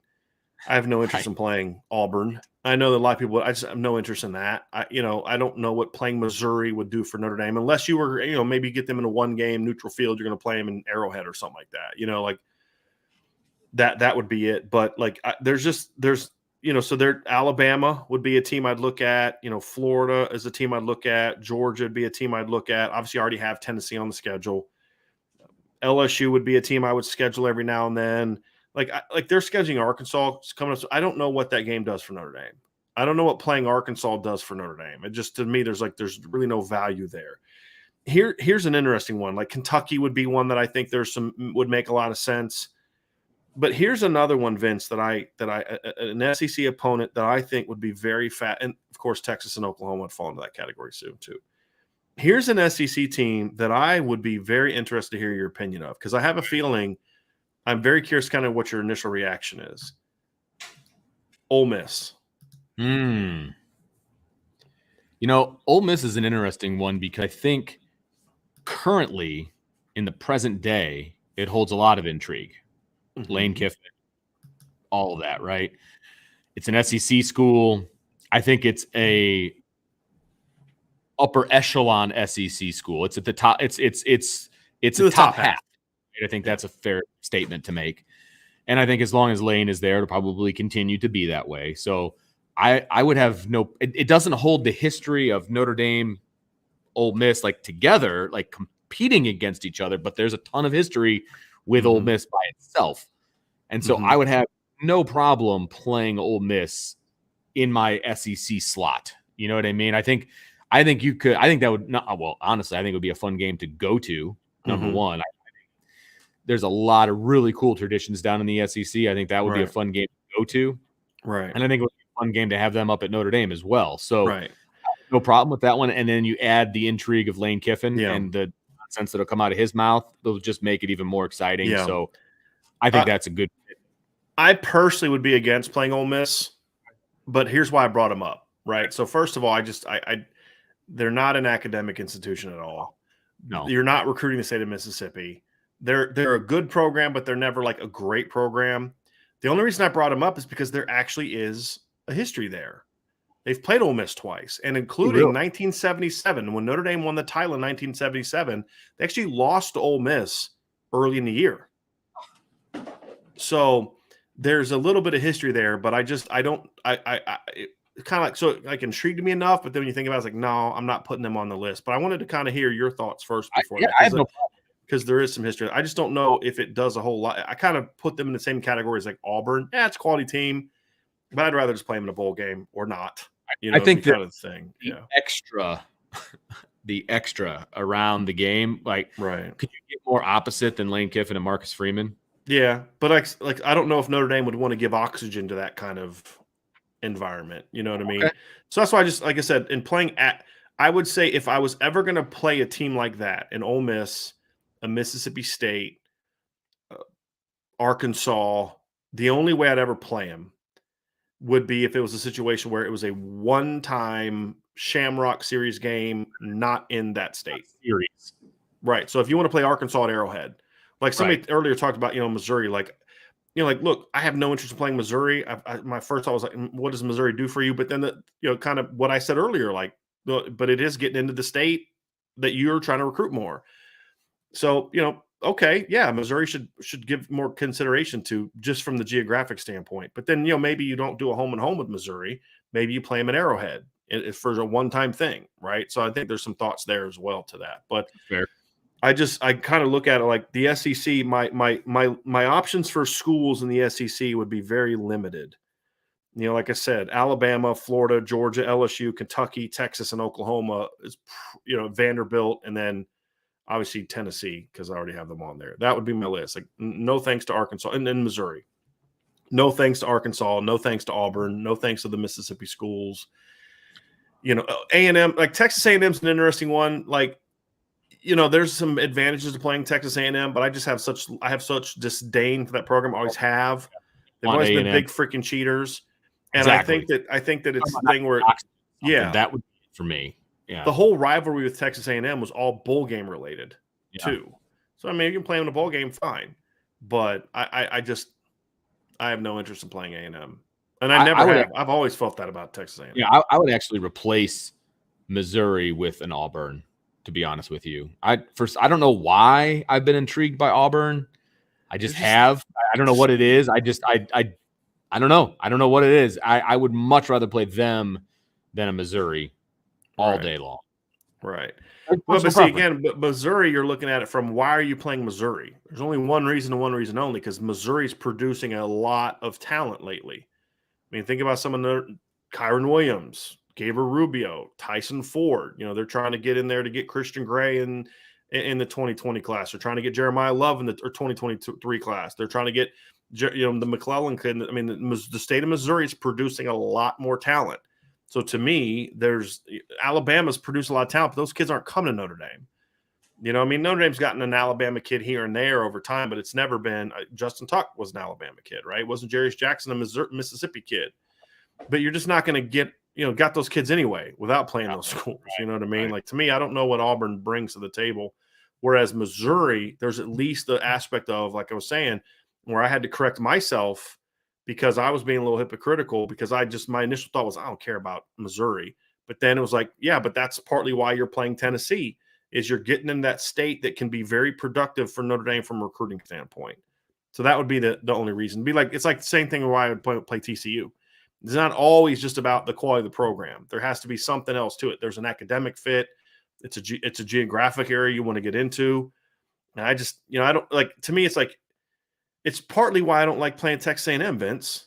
Yeah. I don't like playing the second fiddle state's team in the state. Right. Oh, I get that. You know what I mean? Like, And then you just add on to that everything else. Like I have no interest in playing Texas A&M. I just don't. Right. I never, and even before all the nonsense with Jimbo and NIL and all that, I never really had an interest in playing Texas A&M to begin with. Like it never. Texas A&M doesn't flip the switch for me. You know what I mean? Because and I think it has a lot to do with what you just said about them being kind of the second tier Texas team. And you could argue before all this NIL stuff, they were even further down than second tier. I mean, there was, you know, you could make a case for Baylor at times. You could make a case for TCU at times, right? So I don't. Because they haven't won a real national championship in a long time, right? And they're like that's what I brought up about what Brandon was talking about. So in recent years, in the last decade, they've like added a bunch of national championships to their list of schools or their list of accomplishments. Somebody sent me that the other day, and it's just like, what are you doing here, right? Like you're just totally full of it. So that would be kind of my schedule. Like Big 12, same thing. Like I'd play Baylor, I'd play TCU, I'd totally play Houston. I'd play BYU. You know, there's definitely some Big 12 schools that I would consider playing, Vince, but there's definitely some Big 12 schools that I would have no interest in. Right. Like I don't know what playing UCF does for you. Right. I'd rather just play Miami or Florida State or Florida, because that way, if for some reason you do lose, at least you lost. A good right. Exactly. And I just don't know what that would do for Notre Dame playing UCF at this point in time. And, you know, maybe they become a bigger time pro. Like, to me, playing Kansas and Kansas State, that would only be like if it's a one-off, a neutral site game, you need a home game, and they're willing to come to your place. You play them in Arrowhead or something like that in the Shamrock would be the only – like West Virginia is not one that I care about, with all due respect. I'd rather play Pitt. I'm sorry. TCU I'd play. Like Iowa State, well, there's nothing in it. There's no value for Notre Dame playing Iowa State in a regular season game. It would have to be Oklahoma State's the interesting one, because the state of Oklahoma does produce decent talent, you know. But are they sort of too much Ole Missy and Mississippi State-ish and Auburn-ish? That would be my thing. So if I was going to play the Big 12, it would be Baylor, it would be TCU, it would be Houston, it would be BYU, it would be Cincinnati. It would be those Big 12 teams would be the options for me, which is kind of funny because it's more of the new Big 12 members. There's probably more of them I would play than the old Big 12 members now that Texas and Oklahoma are gone. Because I just don't see what – did I say Baylor? I meant to say Baylor. I don't know. Baylor. Yeah, because at least you're getting into Texas and all that. Like Iowa State, no. Kansas State, no. Kansas, no. West Virginia, no. Texas Tech, definitely not. You know, it'd be TCU, Baylor, and the schools that I talked about. I'd be open to Kansas as a one-off of that. You know, when I talked about like sort of that second, okay, gimme-ish kind of game, that would be a Kansas. But it would always be like to me, the gimme games, and I didn't clarify this, the gimme games, the decent opponent, those are one-time deals. Those are not scheduling 3 games. Those are, we need a home game, let's bring Kansas in. We need a home game, let's go play SMU, bringing them to our place. We need a game, let's go play Vanderbilt and bring them to our place. Northwestern, it'd be something like that. That would be my second, like, okay opponent. So you're not playing a second MAC school, but you're also playing a team that you're going to beat. Would be kind of, you know, Indiana when they're not good, you know, that kind of game would be that second game. And I think that's how you could get a Kansas or a Kansas State or an Iowa State to come to your place, but you're not going to – I'm not going to Ames, Iowa to play a football game. I'm sorry. And that makes people say, oh, that's why Notre Dame people hate Notre Dame, because you think, yeah, okay, yeah, Notre Dame doesn't have any business playing in Ames, Iowa. Does nothing for them. Whereas, you know, Iowa State coming to play in South Bend would be good for their program. Absolutely. So, and then here's the final piece to my schedule. Now, before I say this, we will answer questions if you have them. So if you guys have some questions that you want to ask either about the schedule or about anything else, start getting them in now. Because if we don't have any, then we'll just wrap this thing up. But here's the other aspect of this. NCAA rule is on this, but I, every 4 years, would schedule a game in Hawaii. Because you don't have to play them. It's not a home and home. It's I'm going to play at Hawaii. And I would schedule it as the last game of the year. And the reason I would do it like that, maybe it's every 5 years. I'd have to think about how it works. but I would want every kid who goes through my program at least for 4 years to have a chance to go finish a game, finish the season in Hawaii. Because you can get your 13th game in that way. So you don't have to drop one of the other 12, and you're getting your kids out there. Plus, Notre Dame has had success recruiting the state of Hawaii. Absolutely. And if they're going to show respect to Hawaii by saying, look, we'll come out and play you, because think about the financial boost that community would get that week. Right. From playing Notre Dame and the month, you know what I mean? And all that kind of stuff like that. I think that would be a really big boost to the state. I think they would appreciate that. Huge destination trip for fans. Yeah. Every native Hawaiian that I know has a tremendous amount of pride in their state. And if you show respect to them and their state, they're going to, like, to me, it's like, I feel like the few people I've known from Hawaii, like it takes a while to win them over, but when you win them over, man, you've got an ally for life, very loyal. And I think, like I said, if you do it every 4 years or 5 years, I'd have to think through it, but every 4 years is what I'm initially thinking. You're pretty much guaranteed. There's very high odds that every kid that goes through your program is going to have a shot to go there. There's going to be the occasional kid that only stays 3 years that, showed up the year after you played Hawaii, leaves the year before you go back. But, those are the superstars. They're not going to feel too bad about it because they're first or second round draft picks. You know what I mean? But like kids that stay through your program are getting a chance to play a game on Hawaii. And then every few years you get that 13th game, that 13th data point. I think that'd be a pretty cool thing because you can't do it every year. There's rules against that.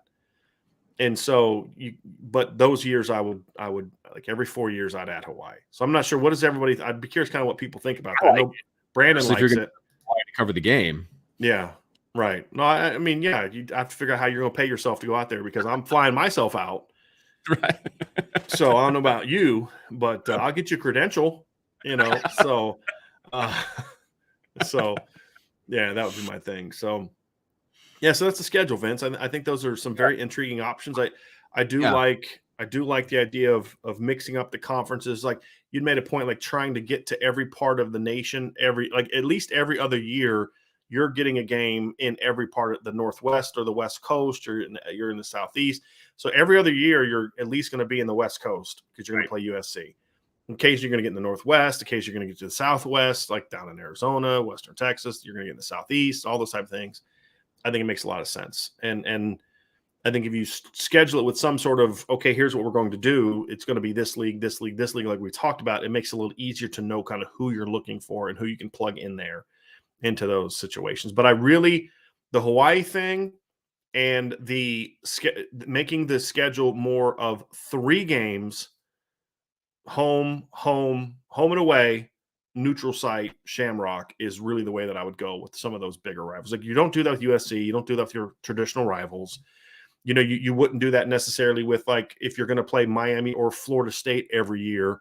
It'd more be about when you play an SEC school, when you play a Big 12 school, when you play a Big 10 school that's not a traditional game. Those are the games. It's like, if you're going to schedule it, we're going to schedule 3 games. We're going to play a home game, we're going to play an away game, and we're going to play a neutral site game. And those are the questions. That's the way that I would go about putting my schedule together. Any final thoughts on that part of it, Vince? I just think that Jack needs to get a hold of us and just have us do the schedules. I would do that. He wouldn't have to pay me that much. Just like get us some Politos. A couple of days we're working on it. It'd be like that scene in remember the movie Dave? Yeah. Like him and his buddy was he an accountant? They figure the whole national budget out over lunch. Yeah, with a pencil, with a pad and pencil. Figured it all out over lunch. So that'd be us figuring a schedule out over lunch. Yeah, I think we can do it. Frankly, just give us the phone numbers of every AD in the country, and we're on it. We got it. Yeah, got this. No doubt. So that's it. So let's dive into some questions, Vince. So that's kind of wraps up our schedule aspect of it. And as Mace AK said, we would definitely be doing an IB tailgate in Honolulu. There is no doubt about that. Tommy likes the idea. So a lot of people like the Hawaii aspect of it. So I dig that. I like it when y'all agree with me. You don't have to agree with me, but I like it when you do. All right. So Vince, we have some questions. So you want to just kind of stay down there and see if there's any more pop up, but I'll go ahead and rack these shows up. Coleman Smith asks, is there going to be a second show today, or will it be tomorrow? And the other one is the weekend. So the right now I'm pretty confident in saying we're going to have a second show on Thursday. We'll have one at night at 7:00. We will carry the CJ Carr decision announcement live. So we'll go live at 7 that night. And then we will have a second show on Friday at some point in time. Just not sure when. So those are the 2 days. And then we'll have our normal Saturday show with me and Sean Davis. And here's some exciting news. Speaking of shows, I got on the phone with Sean Stiers earlier today, Vince, and I think we're ready to launch his show on Monday. Yeah, baby. So you and Sean will go live together that day, and you guys have been doing some practice shows and just working on getting him caught up on everything. So we'll chat more about that later. But we just got to figure out what we're going to call it, and then it's not going to be the Sean Stiers Show. He told me that was your idea. Not going to be that. That's already happened. There was already an iteration of the Sean Stiers Show back in like 2005. Yeah, so not going to do that, but we're going to figure something out of what we're going to call it. So we're going to start that on Monday as well. And then, of course, like I said, Sean Davis and I on Saturday will have our Saturday show. So Sean's already bringing up some topics for that one as well. So we will have 2 more days this week at least of 2 shows. Nice. Bobby S. said, any update on if we'll take a 6 offensive lineman, if it's Freeling or Jagasol, and any clarification on if we're still in it with Dante Moore. So the Dante Moore thing, as I said yesterday, I'm not going to talk about that until after the Thursday announcement, and any comments I have on that are going to be on the message board. So I'm not going to discuss that too much on the show, at least not for a little bit. Any update on if we take 6 offensive linemen, not beyond what we talked about in our show last night. So we went into a long discussion on that yesterday's show and on Monday's show. So if you want to hear more of that, I would just encourage you to watch those shows again. And we discussed. And then I also I cut last night's show up and just put up the what's next with offensive line recruiting. So if you don't want to listen to the whole show, if you listen to the What's Next on the Offensive Line Recruiting podcast, which I put up this morning on the YouTube channel and on our Rumble channel, because we're now doing more and more on the Rumble channel. So those are getting updated every day too. Sometimes I forget, but I'm trying to get more used to put them up on there. But the What's Next with Offensive Line Recruiting in 2023 is when we talk more about that topic, Bobby. So you definitely want to check that out. So I'm not going to dive into the speculation about the Dante Moore, CJ Carr thing. We'll talk about that more on Thursday and Friday. Bobby S. asks, have the freshmen arrived yet? Any early word on who surprised body type-wise? Guys, they showed up this weekend. There's not going to be a whole lot of useful conversation about what guys look like. Everybody showed up looking fine. It's just right. And they're still in the middle of camps and stuff like that. I have not heard anything negative, like so-and-so showed up 20 pounds overweight. I haven't heard anything like that. So other than that, I think everything is just status quo. But yeah, the freshmen showed up this weekend. Or this past week. No, actually, no. I think the freshmen are showing up maybe today. Actually, I'm gonna have to get confirmation on this because I know the returners showed up on Friday or on Sunday. They've been here because they've been at the camps and they've been doing stuff. Well, some of them came in town early, but the report date was Sunday. Gotcha. That was the report date. They had to be back by Sunday and then start things on Monday. But I know some of them came back early events for the camps and stuff. That's why you and I saw so many kids walking on Sunday like it's in their street clothes, just kind of at the camp. There were some kids that came back to what you're referring to. There were kids working the camps, which is pretty cool. Yep. Those guys came back early, though. The official have to be back date was Sunday. Yes. So Michael Johnson asked, would you schedule Colorado? Vince, you have a strong opinion on that? I mean, there's obviously some history with Colorado. Very brief. Not a ton, but very brief history with Colorado. I would schedule them if they can prove to me that they're back to a little bit of relevance. They haven't been relevant in a really long time, to be honest with you. And I don't know that there's a point in scheduling them at the moment. I'm going to need not enough talent in the state too, man. Like that'd be the other thing. It's like Colorado's not exactly. I mean, they've produced some. I mean, Christian McCaffrey and was obviously from there, and then of course Gavin Sawchuk last year. But man, just a number. There's just like you said, Vince. What does Notre Dame gain by playing them out there? Even if they played in Mile High or whatever, you know what I mean? Like, what are you getting out of that? Right? Like, I'd honestly, if you want to play in Colorado, I'd rather play at Air Force. And there's a traditional nature to that rivalry. They've played at Air Force before. If you want to see the Colorado talent, you can do that, and then you're paying respect to the service academies and allowing a different, smaller community of Colorado Springs, which isn't as big as the Denver area. And Boulder's like right northwest of the Denver area. You're helping out that community, but there's just not enough talent in that state for me to care too much about it, to be completely honest with you. So, and like you said, Vince, the rivalry there was so short. Like it was like the 2 bowl games and back to back, and then you played them like 5-6 years later in a bowl game where you just got pounded, and it just it's just not a rivalry I care a whole lot about. Plus, I still am mad that they call it clipping. Coach Bent, who other than Jack Swarbrick has real input on the schedule? Does Paulus have any say? I believe Paulus has a role. I don't know if that role is on helping to facilitate conversations with schools that Jack already wants to play or that reach out to Notre Dame, or if he has a role in that he may offer suggestions. I don't know the answer to that, but I know he's very heavily involved in that in certain capacities. He's involved day-to-day when it comes to football. So that makes sense that he would be a voice. He was definitely a voice in the coaching search and all that. So it would not surprise me in any way, but I have a feeling that the buck stops at Jack Swarbrick's. Yeah. Again, like I said, I just don't know if the role is to the point where he's walking in and saying, "Hey, let's schedule this." Right. I don't know. I'm not saying he doesn't. I'm just saying I don't know. That's an interesting one, Vince. Very interesting one. So let's get down to another one from Coach Bent. Would you like to see anything done in terms of alternate broadcasts with alums for any of the games? That's more for fans, obviously. And I mean, who else is watching the games? Fans, obviously. But that wouldn't necessarily do anything for me because they're not really focused on the game itself. If it's anything like the Manning cast or whatever, they're watching the game, but they're not really watching the game. They're telling stories and they're doing, things of that nature. And I think that has a place, right? And I think with the multimedia world that we live in, I think there's a place for that. And I think a lot of fans would love to listen to the stories and things of that nature, but I wouldn't probably watch it. That's not something that I would pay a whole lot of attention to because I would have to watch the game and then I'd have to watch the game again to listen to those guys. So that probably isn't going to happen when I'm already watching the game again to break it down from a film standpoint. So for me, it doesn't do anything for me. I think it would be cool for the fans. Here's one. Neil Wachter says, I'd like to see Kentucky. And he says, Kentucky is a bordering state in the SEC. We've never played them. That's a game worth looking at.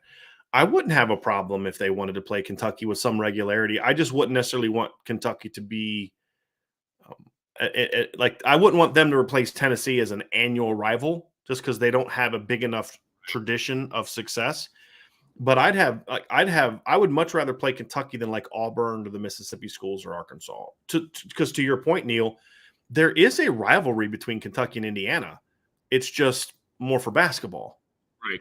But I'd have no problem playing Kentucky, especially now that Mark Stoops has them good. There's actually merit to for decades. There's playing Kentucky does nothing for you. It's be like playing Vanderbilt, but not in a state that produces as much talent, right? Like it just not. But Mark Stoops has had them as a quality program where if you actually play them and smack them a little bit a couple times, that's a good win. It's a good win. So Vince, what are your thoughts? Would you be okay with Notre Dame kind of playing Kentucky, like maybe 2 to 4 games every 10 years or something like that, or 3 games? Maybe you do the home, and home. Once a decade, you're going to do the home, away, neutral site with Kentucky. It's funny that you bring up the rivalry between Indiana and Kentucky when it comes to basketball, because that is a real thing. They play a series. The high school all-stars play a series of basketball, Indiana versus Kentucky, and I think that's a real thing. I think the rivalry probably makes more sense south of Indianapolis than it does maybe for us up here in the northern part of the state, but I would not have a problem with it as long as I shouldn't say few and far between because I don't think that's the message that I want to send, but, doing a 3-game series in a 10-year span, I would be fine with that. I really would. I don't think playing them hurts you. It's an SEC game, that kind of a thing. I think it's a game that Notre Dame should win. But I think it doesn't hurt your schedule but by playing them. And I think that you can use the geographic rivalry as a reason to play that game. And they've done a good job of recruiting. And I think that their offense can make some waves and all of those different things as well. So yeah, I have no problem with that game. Yeah, I mean, I never really thought about it until Neil said it, but yeah, I think that actually there'd be something cool there. I just love the pettiness of this next comment, Vince. This is just phenomenal. I love this from Mace AK. Since Notre Dame is playing FCS schools now, how about schedule whatever FCS program Alabama played the year prior, just to hear everyone complain about Notre Dame while conveniently forgetting that Bama did the same? I'd go one further. I'd play that team the same year that Alabama plays them. 100% play the same year. Absolutely. Yes. I would absolutely, because they would do whatever they need to do to clear up their schedule to be able to play at Notre Dame. Right. There's no question. If you're going to go petty like that, and Mace, I'm in full support of that pettiness. Full support of that pettiness. We do petty. We do. So that pettiness was not an insult. That I love it. That is some like in your face pettiness right there, which I love. I would definitely, if you're going to go there, you might as well go all the way and play them the same year. Back-to-back games if you have to. Like, absolutely. Yeah, because FCS schools will sacrifice their players for a big payday. You know that. I mean, that's what they're doing. They're sacrificing their players' bodies to get a big paycheck. You think they're not going to do that to get 2 huge paychecks from Notre Dame and Alabama? You're talking about getting like $4 or $5 million maybe for those games. Many programs for a long years. Yeah, no question. Kevin Marzalak says it seems like they're trying to get a quote unquote new stadium to play in the Shamrock Series. Where would be next? What are some? So you're the one that really advocated for the Shamrock Series, Vince, right? Where I'm going to give you one that pops in my head immediately. But where would you like to see Notre Dame play some Shamrock Series games? The one for me, there's one that I would love to see and one that I would hate to see. I'm going to give you both of them. The one that I would hate to see, I never, ever, ever, ever, ever, ever want Notre Dame to play a neutral site game or a Shamrock Series game in Wrigley. Oh, that is miserable. Like watching that Illinois Northwestern game is like, good Lord, someone's going to get hurt. Yeah, that's not, right. Yeah, no. The one I would love to see Notre Dame schedule a Shamrock Series game in the Rose Bowl. Love that. Okay, that would be awesome. What are some ones that you would like to see? You already brought up, playing where the Chiefs play. Arrowhead, I think that's a good one. Mile High, I think, is actually a good one. I have no problem with that, although, Colorado isn't exactly a recruiting hotbed. If we're just talking about the stadiums themselves. But schedule a school that would have some advantages for you. So play Oregon in Denver. Right. And I would love to see them play, in the new LA stadium. I think new ones are pretty freaking cool, which is one of the reasons I'm excited about Vegas, not necessarily because it's in Vegas, but because of the stadium itself. I mean, I'm not gonna lie, it's both for me. It's both for me. What about, because Notre Dame was supposed to have a neutral site game. They were supposed to play Georgia Tech. It wasn't a Shamrock game, I don't think. But remember, in the COVID year, they were supposed to play. I think it was the COVID year. They were supposed to play Georgia Tech at Mercedes-Benz in Atlanta. I wouldn't mind seeing playing in an ACC or SEC school in Mercedes-Benz. I think that would be an interesting one too, because I've heard that stadium's really cool, which they haven't played in that one yet. Have they played? Okay, I don't think they've done this yet. Have they played a Shamrock game yet in Arizona? Not where the Fiesta Bowl is. I know they played the Fiesta Bowl there a few times. But yeah, have they played? That would be one, because again, it goes to the theme of, okay, maybe you can't get Arizona State on your schedule because they're, but again, the best way to do that, Vince, would be what I talked about earlier: schedule a home and away and a neutral site, a Shamrock game with one of the Arizona teams. So then you play in Tempe at one point, and you play at home at one point, and something like that. Or you could just say, hey, we're not gonna play them. It's basically like a home game for them. So then you play them in Denver, but then you play, TCU out in Phoenix, or you play Baylor, or you play, Big 12, another Big 12 team, or an SEC team, somebody else that wants to try to get a foothold. Because there's going to be other people say, hey, we want to get a foothold in Arizona too. We'll play you down there. We beat you down in Arizona in front of all those kids. That's going to help us, right? Sure. I think there'd be something to that. You think about one of the school, there's the Bahamas Bowl, right? They go down and they literally play on the island in the Bahamas. And I looked like Google, maps or whatever, and it's like they're playing on an island, and it's pretty much just the football field. Mm-hmm. You know, I mean, there's not a whole lot more going on there, but you're playing in the Bahamas. Like I feel like that kind of be a cool thing to do. It doesn't do anything for you recruiting wise. That's kind of why I feel about the Hawaii game. Yeah. At least it's a bigger area. It's a heavily populated, you know. Sure. I feel like you get the benefit of getting a 13th game. I think that would make a lot more sense. Yeah. But right. I mean, I think we're on the same page of what to do. It's just like you said. It's just there'd be a lot of that would be. I wouldn't mind covering the Bahamas Bowl one of these years, though. You know, it's kind of like the Cheez-It Bowl. Like, okay, I can dig with Notre Dame having one bad year every decade if it means they get in a bowl that would be awesome to cover, but not the freaking Pinstripe Bowl. Can I say this too? It was so cool to cover a Notre Dame game in Yankee Stadium and Wrigley and Fenway Park. But outside of just the coolness of being there, the games were pretty terrible in those stadiums. Yeah. Baseball stadiums are meant for baseball. Can we just stop with that? So I don't like that aspect of it.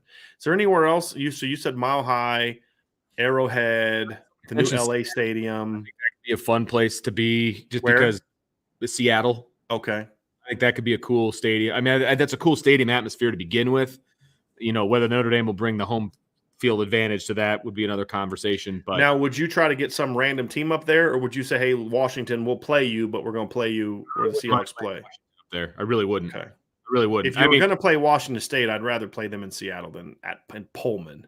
Well, Washington State, I'm not playing at Washington State. Right. I would consider playing at Washington. I actually think that stadium is pretty sweet. Yeah. But you know, the whatever they call where the Seahawks play now, I really like that stadium a lot. Just the way that it's built, it's all right on top of you. Like I think that's really neat.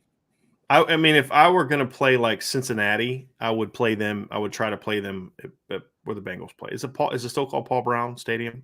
I think it's what it's called. Cincinnati? Yeah. If you're going to play the Bearcats, instead of playing in their little dinky stadium, I'd rather play on a neutral field. Right. Like in like Paul Brown, where it's going to be a bigger thing. And then you have greater control over ticket sales because it's a Shamrock game. Something like that would be interesting. I'm trying to think. Play USC at Lambeau in November. That'd be awesome.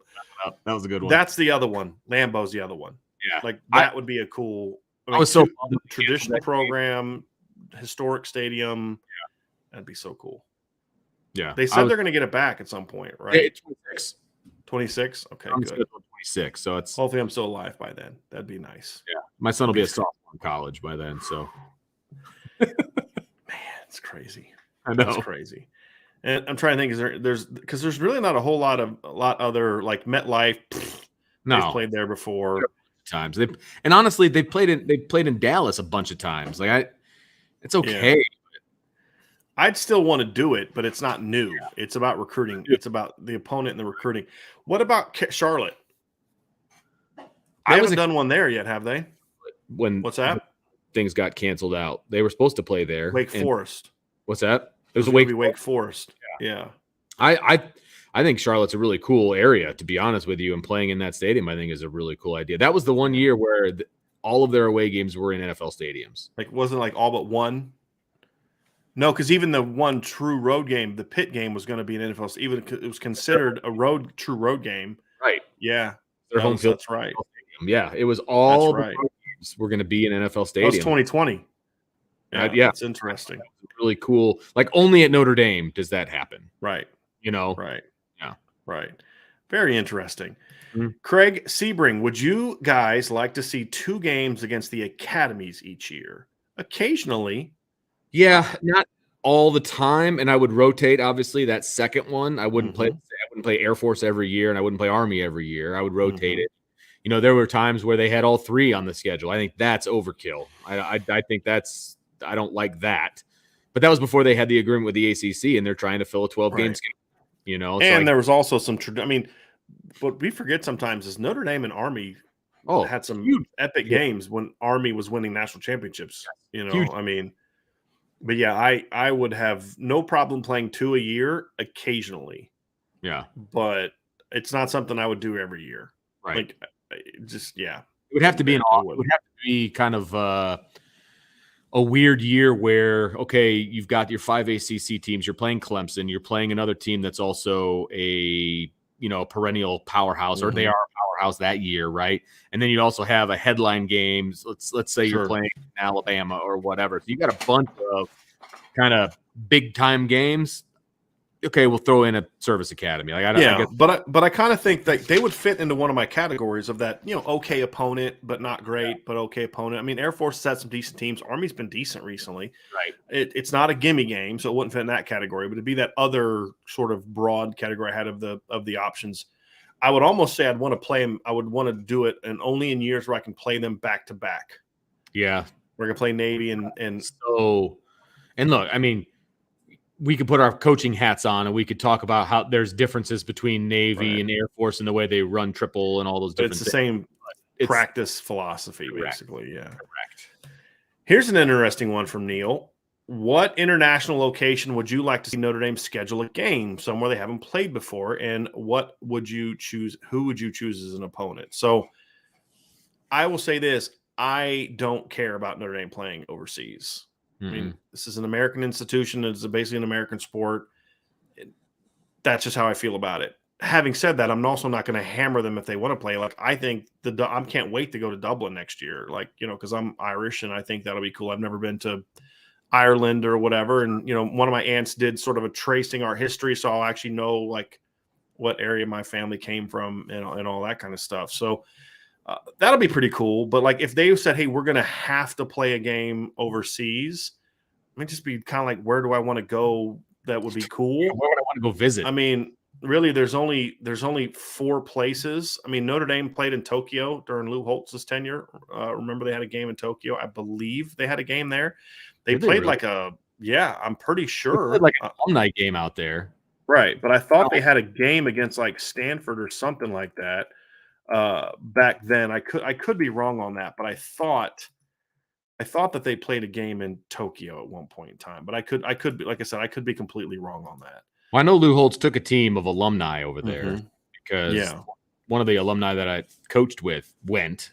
Yeah, and maybe that's what I'm confusing it with. It could have been that, but I Japan or something like that. Yeah, I thought that they played Stanford over there, but again, like I said, I could be full of absolute crap on that one. But I could be confusing that, Vince, with that alumni game is absolutely what I could be confusing it with. So, but yeah, I mean, maybe that'd be cool.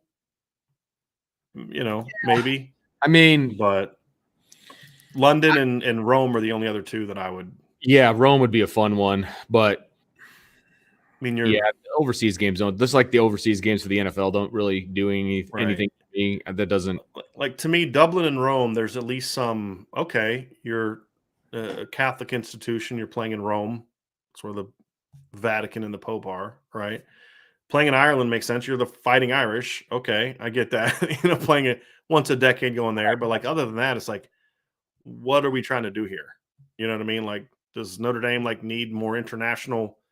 Would never play a game in China. Totally against that. Would be totally against playing a game in Australia.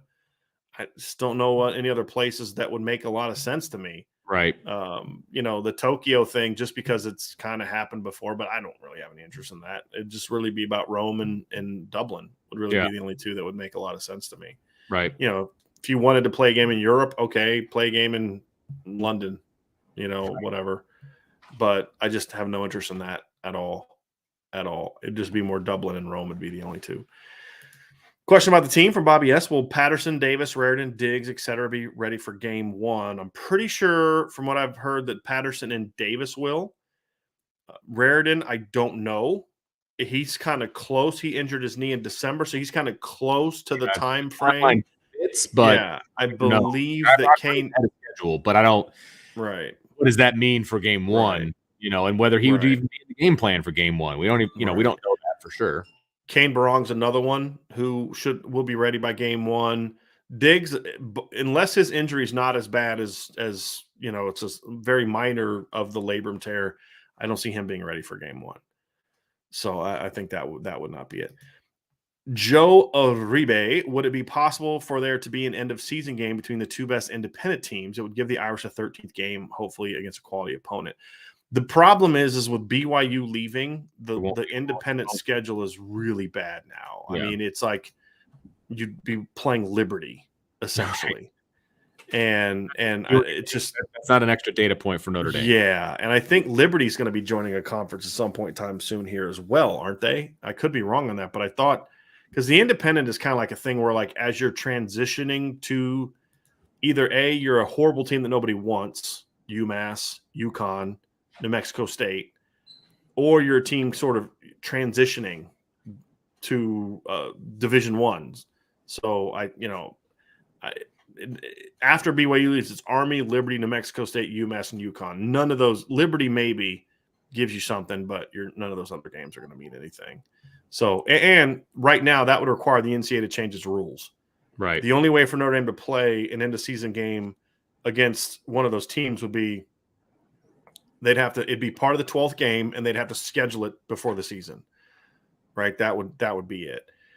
I mean, the 13th game thing, the only way they can get to a 13th game is join a conference or play Hawaii. I think it's like every 3 or 4 years. Like there's a rule, like you can't play Hawaii every year on the road. It's meant to help Hawaii get some non-conference home games. So they incentivize you by saying, hey, you can play a 13th game. So if you play a road game against Hawaii, you can add a home game into your 13th game. You know what I mean? So like, that's kind of how it is meant to be. So the rules right now wouldn't allow it. You might end up playing Army as your independent championship. Is that really going to move the needle for anybody? I mean, no. Just exposing yourself to the option again. Right. I love this. Neil said Notre Dame live at Pompeii. Be dangerous slightly. This is a good one for Michael Johnson. I like this one. I didn't think about this one. Playing a team in Tampa Bay, Raymond James in Tampa Bay. That would be very interesting. But I would want to do it against a non-Florida team. I think that would make it even cooler. Right, because right now Central Florida, I think, plays their home games at Raymond James Stadium, don't they? No, South Florida. South Florida, excuse me. South Florida does. Yeah. UCF has their own field. Gotcha. Yep. Freddie C says Cotton Bowl against a Texas school. I'd be okay with that. Because their Cotton Bowl is still a thing, not the Cotton Bowl game that's played where the Cowboys play. Oh, you're talking about old school Cotton Bowl. Yeah, because the Cotton Bowl still exists. The outdoor Cotton Bowl still exists. Now, where the Cowboys play, Cowboy Stadium. But yeah, okay. Yep. I see what you're saying. Play at the actual Cotton Bowl. Then you're digging into some history. Yeah. And they've had some big games there. Yeah. There's no doubt. Oh, absolutely. There's no doubt. Yeah. Notre Dame versus Cincinnati on a racetrack. That's already been done. Because they remember the Tennessee and Virginia Tech did that hard pass. That doesn't. You're not going to be able to see anything. The infield of a racetrack is extremely far away from any stand. Now you could bring in stands, you could do all those different things, but then when you do that, then what's the difference between that and a football stadium? That one doesn't do anything for me either. Smash the like button says, what about a game in Nashville? Nashville's a great town, great city. Notre Dame had one of the biggest wins of Brian Kelly's tenure was in Nashville, beating LSU in 2014 in the Music City Bowl. Remember that? So that was at the end of that disaster of a season where they were able to kind of, sort of salvage that season a little bit to get there. So Irish one says no Marines. Actually, the Marines, a lot of the Marines the academy for the Marines is actually the Naval Academy. Yeah, they're at the Navy. Yeah. Otherwise, Notre Dame could play the Merchant Marines. Merchant Marines Academy, which is the regular Marine. D3 school, right? Yeah. But the Marines actually are part of the Naval Academy. Correct. So yes. Yeah. So they do play against future Marines every year when they play Navy. So yes, the Merchant Marine. They're not even a good D3 school. That's the thing. I don't even know if they're called that anymore. Can we be clear on that? I get that. Yeah, I get that. Merchant. I know you do. I'm just saying. Yeah. And here's a great one, Fitz. Australia for punting recruitment. There you go. There you go. I like that. Everybody needs a 28-year-old punter on their team. Yes, exactly. A 6'5", 240-pound guy that's never played football but can kick the mess out of the football. Yes. Yes. Rome in the real Colosseum. Now, if that would require some renovations, and the Colosseum isn't nearly big enough to say it was big enough. Yeah, I'm on board. Not even close. Barcelona's one. Again, I don't know what kind of interest there is in American football in Barcelona. Right. But I've heard it's a cool city. I've never been. I just have never been someone like there's some places in Europe I wouldn't mind going to because I'm a history major. I would actually love to go. I actually have I have my grandfather's service record, and it shows the battles he fought in. And I would like to kind of maybe do a tour one day of sort of, the World War II battles in Europe. I'd love to. Buddy of mine took a picture one time from the beaches in Normandy. I think stuff like that'd be pretty cool. Like maybe go to Greece or something like that. My wife's Italian and she's said Italy's really cool, whatever. But I've just, overall, I've just never really had a lot of desire to go to Europe just to, because, I want to be, we fought a war, so I don't have to be under the thumb of a European nation. So I don't really have a burning desire to go back and hang out with Europeans. And they can feel the same way about me. I don't care. So just don't care. Yes, I'm that ugly American. I don't care. I'm proud to be American. It's like that scene from Anger Management where Jack Nicholson takes his pants off the bed. It's like some places in Europe, this is normal. He goes, Adam Sandler goes, that's why I'm proud to be an American. It's like, ain't doing that, buddy. No, thank you. So, Craig Sebring says, no, Notre Dame played Miami and Tokyo back in 1979. Okay, so I knew they played a game in Tokyo at some point in time. I thought it was under Lou Holtz, but like I said, I think I got them confused. Lou Holtz was when they played the alumni game. Notre Dame versus another Catholic institution at the Vatican. Is there actually another Catholic school in Division I? Like BC's Jesuit, is that considered the same thing? It's not considered this. It's like right. Yeah. So I don't know if they'd be considered that, but I wouldn't mind seeing if that is considered. If BC would be considered Catholic even as a Jesuit school, because I wouldn't mind seeing that. Yeah, the other ones don't have football, like Loyola and Chicago. They don't have football. Catholic University doesn't. They have a football team, but it's a Division III football team, right? So I don't think that would have a lot of advantage. What about Toronto? Zero interest in going to Canada. It's a 3-hour bus ride. Like that's not, I'm sorry, that's a hard pass. No. Canada sucks. Sorry. I love my Canadian friends, but your country is a hot freaking mess right now. So hard pass on that one. Auburn in the Superdome. I wouldn't necessarily want to play Auburn, but I don't think the Superdome would be a thing that I'd be like, ooh, playing in the Superdome. Like, it's kind of an old rundown place. Falling apart. Yeah. So, Jimmy James, play a game in France, like, Marseille or Paris or something like that. Again, I don't know what the appetite would be for that kind of game and what would be the explanation for it. Like, at least with Rome and Dublin, you can kind of be like, look, we're the Fighting Irish. So we're playing. The only explanation is we're just trying to make money. That would be the only explanation. Right. I love this because this is one of our Canadian friends. Father Davis says, anywhere in Canada, so I don't have to pay USD for tickets. Fair.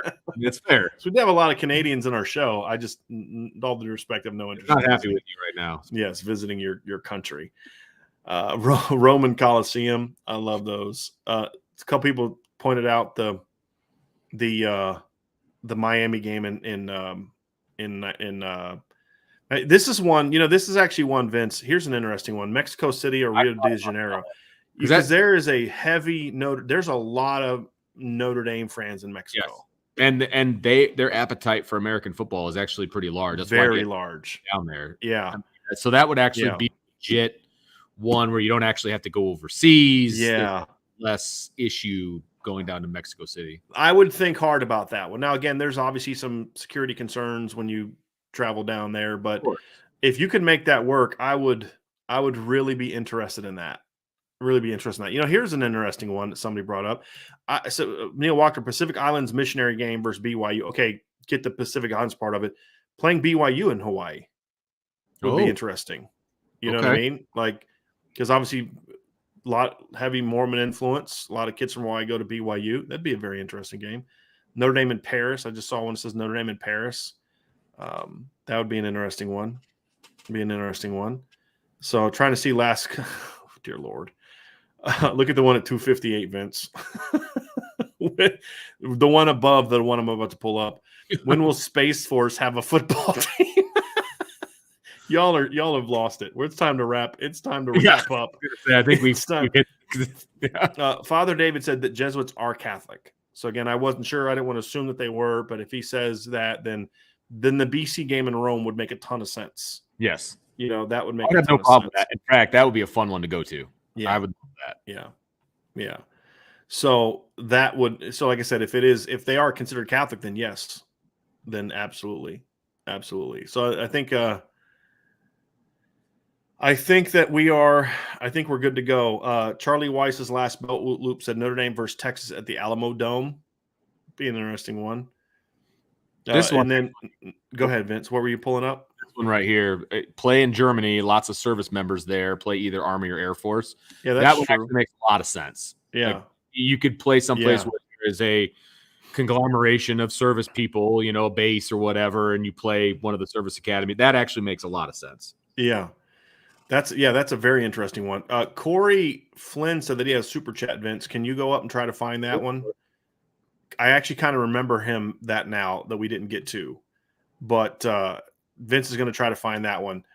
I love the pettiness here. USC versus Michigan and Russia. Neil said that Estadio Azteca in Mexico City seats 87,000. Because that's where the NFL plays, right? Isn't that when the NFL has played down in Mexico City? Isn't that where they played? Yeah.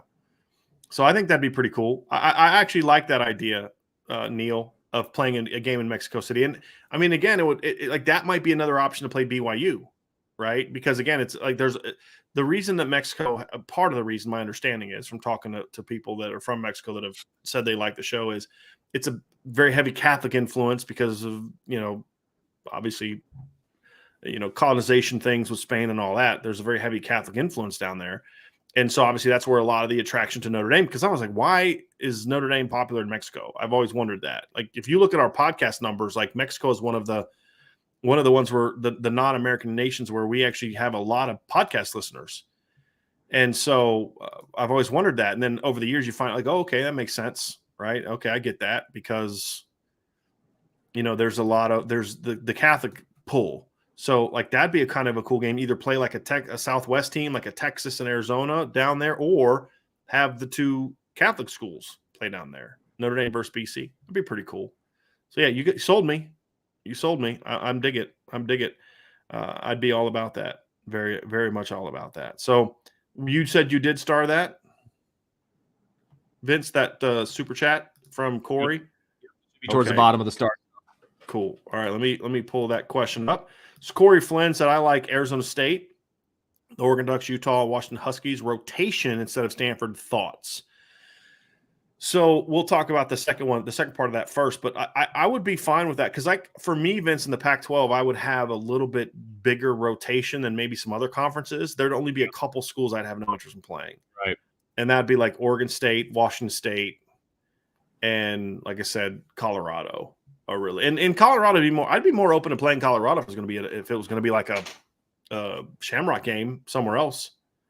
Like play Colorado and Arrowhead. Kind of reminiscent of their Big 12 days. When they were playing the Big 12 championship in there. So Arizona State, I like Ducks, Utah, Huskies. I would throw. If I had to have a second Pac-12 rival, let's say Notre Dame was like, no, okay, we can drop Stanford. But Brian and Vince, we need a second Pac-12 rival that we're going to play every year. I think that would be a fun conversation for me. It'd be UCLA. I would probably go with UCLA. But if I was going to have to go somebody else, I think Washington would be one I would consider. That that would be one I would think about. Cal, I wouldn't mind playing every now and then, but Cal would just be one that you maybe play like they're doing now. Bring out for one game because you need to fill a home game. But I don't know that they've, will they have the staying power and Sure. And what does that do for us? What does it do for Notre Dame to go to Utah? You know what I mean? Because if this is going to be a rivalry game, you're going there. You're not going to a neutral site, right? So what does that do for Notre Dame to go to Utah? I'm not sure that it does. So UCLA makes a lot of sense because you're going to LA. Right. Yeah. Right. The second part of his question is, why does Kyle Whittingham get no talk when there's Power 5 coaching openings? He did early on, but that stopped because it was very obvious he has no interest in leaving Utah. So it's kind of like, what is going to happen with Kyle Whittingham is if he ever leaves Utah, it's just going to kind of come out of nowhere. Like, whoa, wait a minute, hold on. Chris Peterson just took the Washington job after turning USC down 7 times. You know what I mean? Like, just kind of come out of nowhere. But he's happy. He's happy there. And the difference with the Peterson thing is that he was not at a Power 5 school. Whittingham's at a Power 5 school now. Right. So, for him, I don't know if there's – I love the fact that he doesn't want to go anywhere. But I think that's the reason why is like you keep asking the questions, and Kyle Whittingham, or keep asking questions, but keep looking into him, and he's not interested. So you just kind of quit asking after a while. I think that's really it, because everybody knows he's happy. He's happy where he's at. He likes where he's at, and I love the fact that I love that. I love the fact that he's that he's someone who is kind of okay with where he's at. I think that's really cool. Really cool. Let's see here. Here's a good one. Karen Zerwick. I hope I'm saying that correctly. Maybe it's Zerwick. I'm not sure. So, Karen, if you could help me out with the pronunciation, I'd appreciate it. But she asks, why can't they sign a more consistent broadcast team that had some staying power? The big reason for that is that NBC determines the broadcast team for the most part. I believe Notre Dame is like the minor leagues for everything else that they're doing. Correct. That is. They had a consistency for a while. You had Tom Hammond doing that, but even then, you always had you had Charlie Jones for a while, and then Tom Hammond for a while. But those were guys that were kind of like not big names, right? Tarico Kid did it for a few years. It's like you said, Vince, though. But they look at Notre Dame as like let's prep these guys for going to the big leagues, which is the NFL games. That's why Drew Brees was there. I mean, he was given a trial run to see if he can do color for NFL games. I mean, I've heard people say that they thought he did a bad job last year. I never thought he did a bad job. He didn't do I mean, it was like, oh, wow, he's really good like Mayock, but I didn't think he did a bad job. Right. He's a little annoying to listen to during the Purdue game. But other than that, but apparently that's a rookie. That's a rookie mistake. You know what I mean? It's his alma mater. It's the first time he's done this. Of course, he's going to sound biased towards Purdue because he's never done this before. Right. I get that. It just goes to me, Vince, where I just don't think NBC has any respect for Notre Dame the way that they should. Yeah. Not that they don't have any respect. Let me say this correctly. They don't have the respect for Notre Dame that they should. It's kind of like it's a secondary broadcast. It's not the NFL. Doesn't bring in the revenue the NFL does. Blah blah blah blah blah. So I've never really felt like they take the broadcast seriously like they should. And that's why I would love to see CBS. Like, there's two options I'd like to see. Okay, so number one, I would never want to see Notre Dame go to ESPN. Ever. I would like to see Notre Dame do one of two things. Look, CBS is without football right now, basically. They have some AAC games. That's about it. They have some Navy games because they lost the SEC. I'd like to see CBS throw a bunch of money at Notre Dame and Fox throw a bunch of money at Notre Dame. Now, I know Fox has the Big 10 and the Big 12. That's fine. They play one game. As long as the deal includes, we get the prime game when we want it. You don't tell us when we schedule games. We're going to play at 3:30, and we'll have 2 night games. And when we pick those you're going to carry those games, right? So I would absolutely love to see that. I'd love to see one of those too, because the quality of the broadcast is better. I think they would take because Fox has more than just Sunday Night Football. They have a deeper pool of broadcasters. Right. So if you're going to have a minor league, you're going to have more quality people because they know that there's a chance to go jump into the NFL. That's just how I think about it. Right. But Fox is taking it, even though they don't have a lot of college games, they've put a lot of pride in building that dynamic team of Clatton and Gus Johnson. Right. I think Fox and CBS would take more care into they understand the need to have big time announcers. They had Vern Lundquist for a long time doing the CBS games on for SEC games on CBS. I think you'd get a better product because I don't like NBC just seems to never be able to get right the angle. Like they're just trying to treat college football like an NFL game instead of college games should be viewed differently or adding something to it. Like the whole stupid thing they did a couple years ago during the spring game where they did that dumb camera angle that made me want to vomit. Remember that, Vince, where they had the low camera angle and it's like Notre Dame is what they practice on. Yeah, exactly. And I have no respect for NBC because I don't think NBC has any respect for Notre Dame other than just they make us money. I think Fox and CBS, especially Fox, because Fox is trying to become a competitor to the ESPN. Right. And so I feel like adding Notre Dame would be like a big, big thing in their, feather in their hat that would make them like, wow, they got Notre Dame. Whoa. And so you just have to have some very strong language that we're always going to be the prime game whenever we want our kickoff to be. You know what I mean? And that would be That would be how I do it. And we have our own contract. We are not splitting revenue with anybody else. You're paying us this.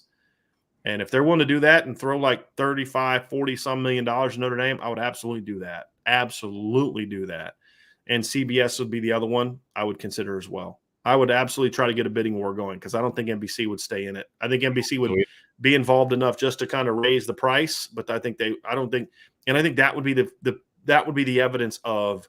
I think they'd see the value, right? Of Notre Dame, right? Agree. And I say, well, they don't make part of the reason Notre Dame doesn't necessarily make as much money. Part of the reason they haven't had a good product for a long time. But they are better now. But the other thing is the NBC broadcast sucks. It's just not good. It's just not good. John Kristovic, is there any chance that Notre Dame joins the ACC for football in 2025? Is there a chance? Look, the way things have happened, there's no chance. What's that? The landscape as we are sitting in it, right? Change. No, they're not. Right. The landscape has to change. I've said this a million times, and this is nothing against John. This is just if Notre Dame's access to the college football playoff is not blocked, there's no chance for them joining a conference. Right. That's what it's all about. The reality is that things would happen. I'm not going to say there's no chance because if you'd have told me 3 years ago that the portal and NIL would be what it was, I'm like, you're crazy. There's no way. In 3 years it's going to be that way. You're crazy. So anything can happen, but a lot of dramatic things would have to change between now and then. But so is there a chance? Sure. It's not something I expect, however. And so I want to point something else out because I do dislike NBC. But Tyler Bedwell says, I wanted Notre Dame to ditch NBC once they tried that Peacock BS last year with the Toledo game. I want to remind that was more of a Notre Dame thing than it was an NBC thing. NBC didn't necessarily want to move that game because for them, they're going to make less money on a game being on Peacock than NBC. Notre Dame wanted that game moved because they wanted to see how many people would go sign up and watch it on streaming. It was a trial run for Notre Dame to see what can we do. What if people had to pay to watch our games on a stream? What would they pay? Because I'm going to tell you, if the signups would have been through the roof, that might have expedited the thought of Notre Dame creating their own network, partners, and having their game streamed. That's what I think is because I think there are some people that think that's the future, but you're starting to see some problems with it now that everyone's going streaming. You're like, okay, now I'm paying more for all these different things than I was paying before. Oh, and now part of the reason you wanted to go these things before is no ads, but now all the streaming service you have to listen to ads. Like, okay, I didn't want commercials. That's part of the reason I went streaming. But now I'm paying a premium fee and I have to watch commercials. That's like with YouTube TV, like with YouTube, right? If you pay for YouTube TV, you watch the things. If you want to fast forward commercials, you can because it's just like a normal broadcast. But if you're a premium member of YouTube and you're watching our show, you don't have to watch ads, right? I mean, if you're watching for free, you have to watch ads, right? And that's just So I think there's a lot of people frustrated. So I don't know what the future holds, but Notre Dame thinks that streaming is the future for sports, and it may very well be. May very well 100%. I don't think, to be honest with you, but it's happening a little too fast for my taste. Right. And they're doing it before the problem with the Peacock games is that they're going to it before the technology is ready to put a good product out. That's the problem. Like the spring game, the audio was terrible. Like the games aren't really high quality. Like I try watching Paramount on my TV and it's not close to being quality. Like it's just the view. NBC, the Peacock game. I went and watched the one that was free. Right? Was it the spring game? It's like the quality of it's not as good. Like wait till the technology is there before you start experimenting with regular season games. You don't experiment with the blue gold game, whatever. Don't care.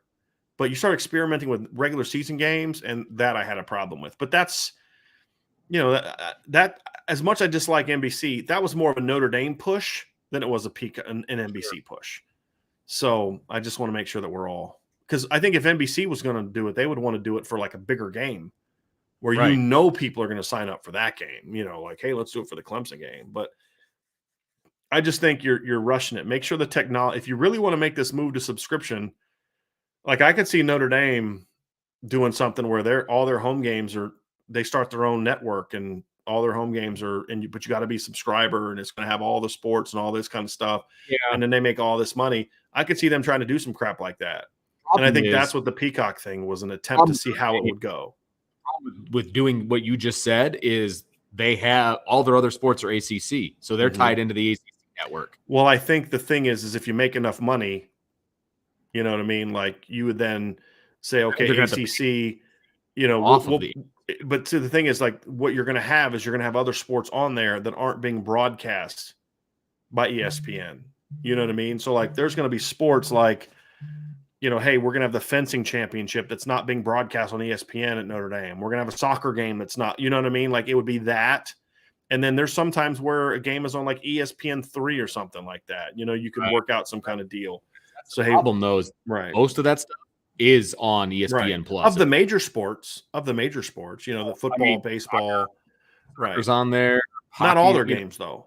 Not all their games. And that's what I'm saying.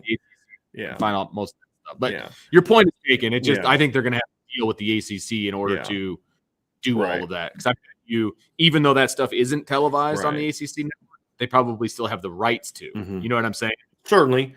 But I mean, Notre Dame would be able to negotiate that, something like that. Hey, we'll pay you 10% of what we make off this, you know, for games that aren't aired. I mean, there could be all types of things they could do. And then Notre Dame could threaten, hey, we're going to leave for this league over here wants us. And if you're not wanting to renegotiate, you know how Notre Dame is.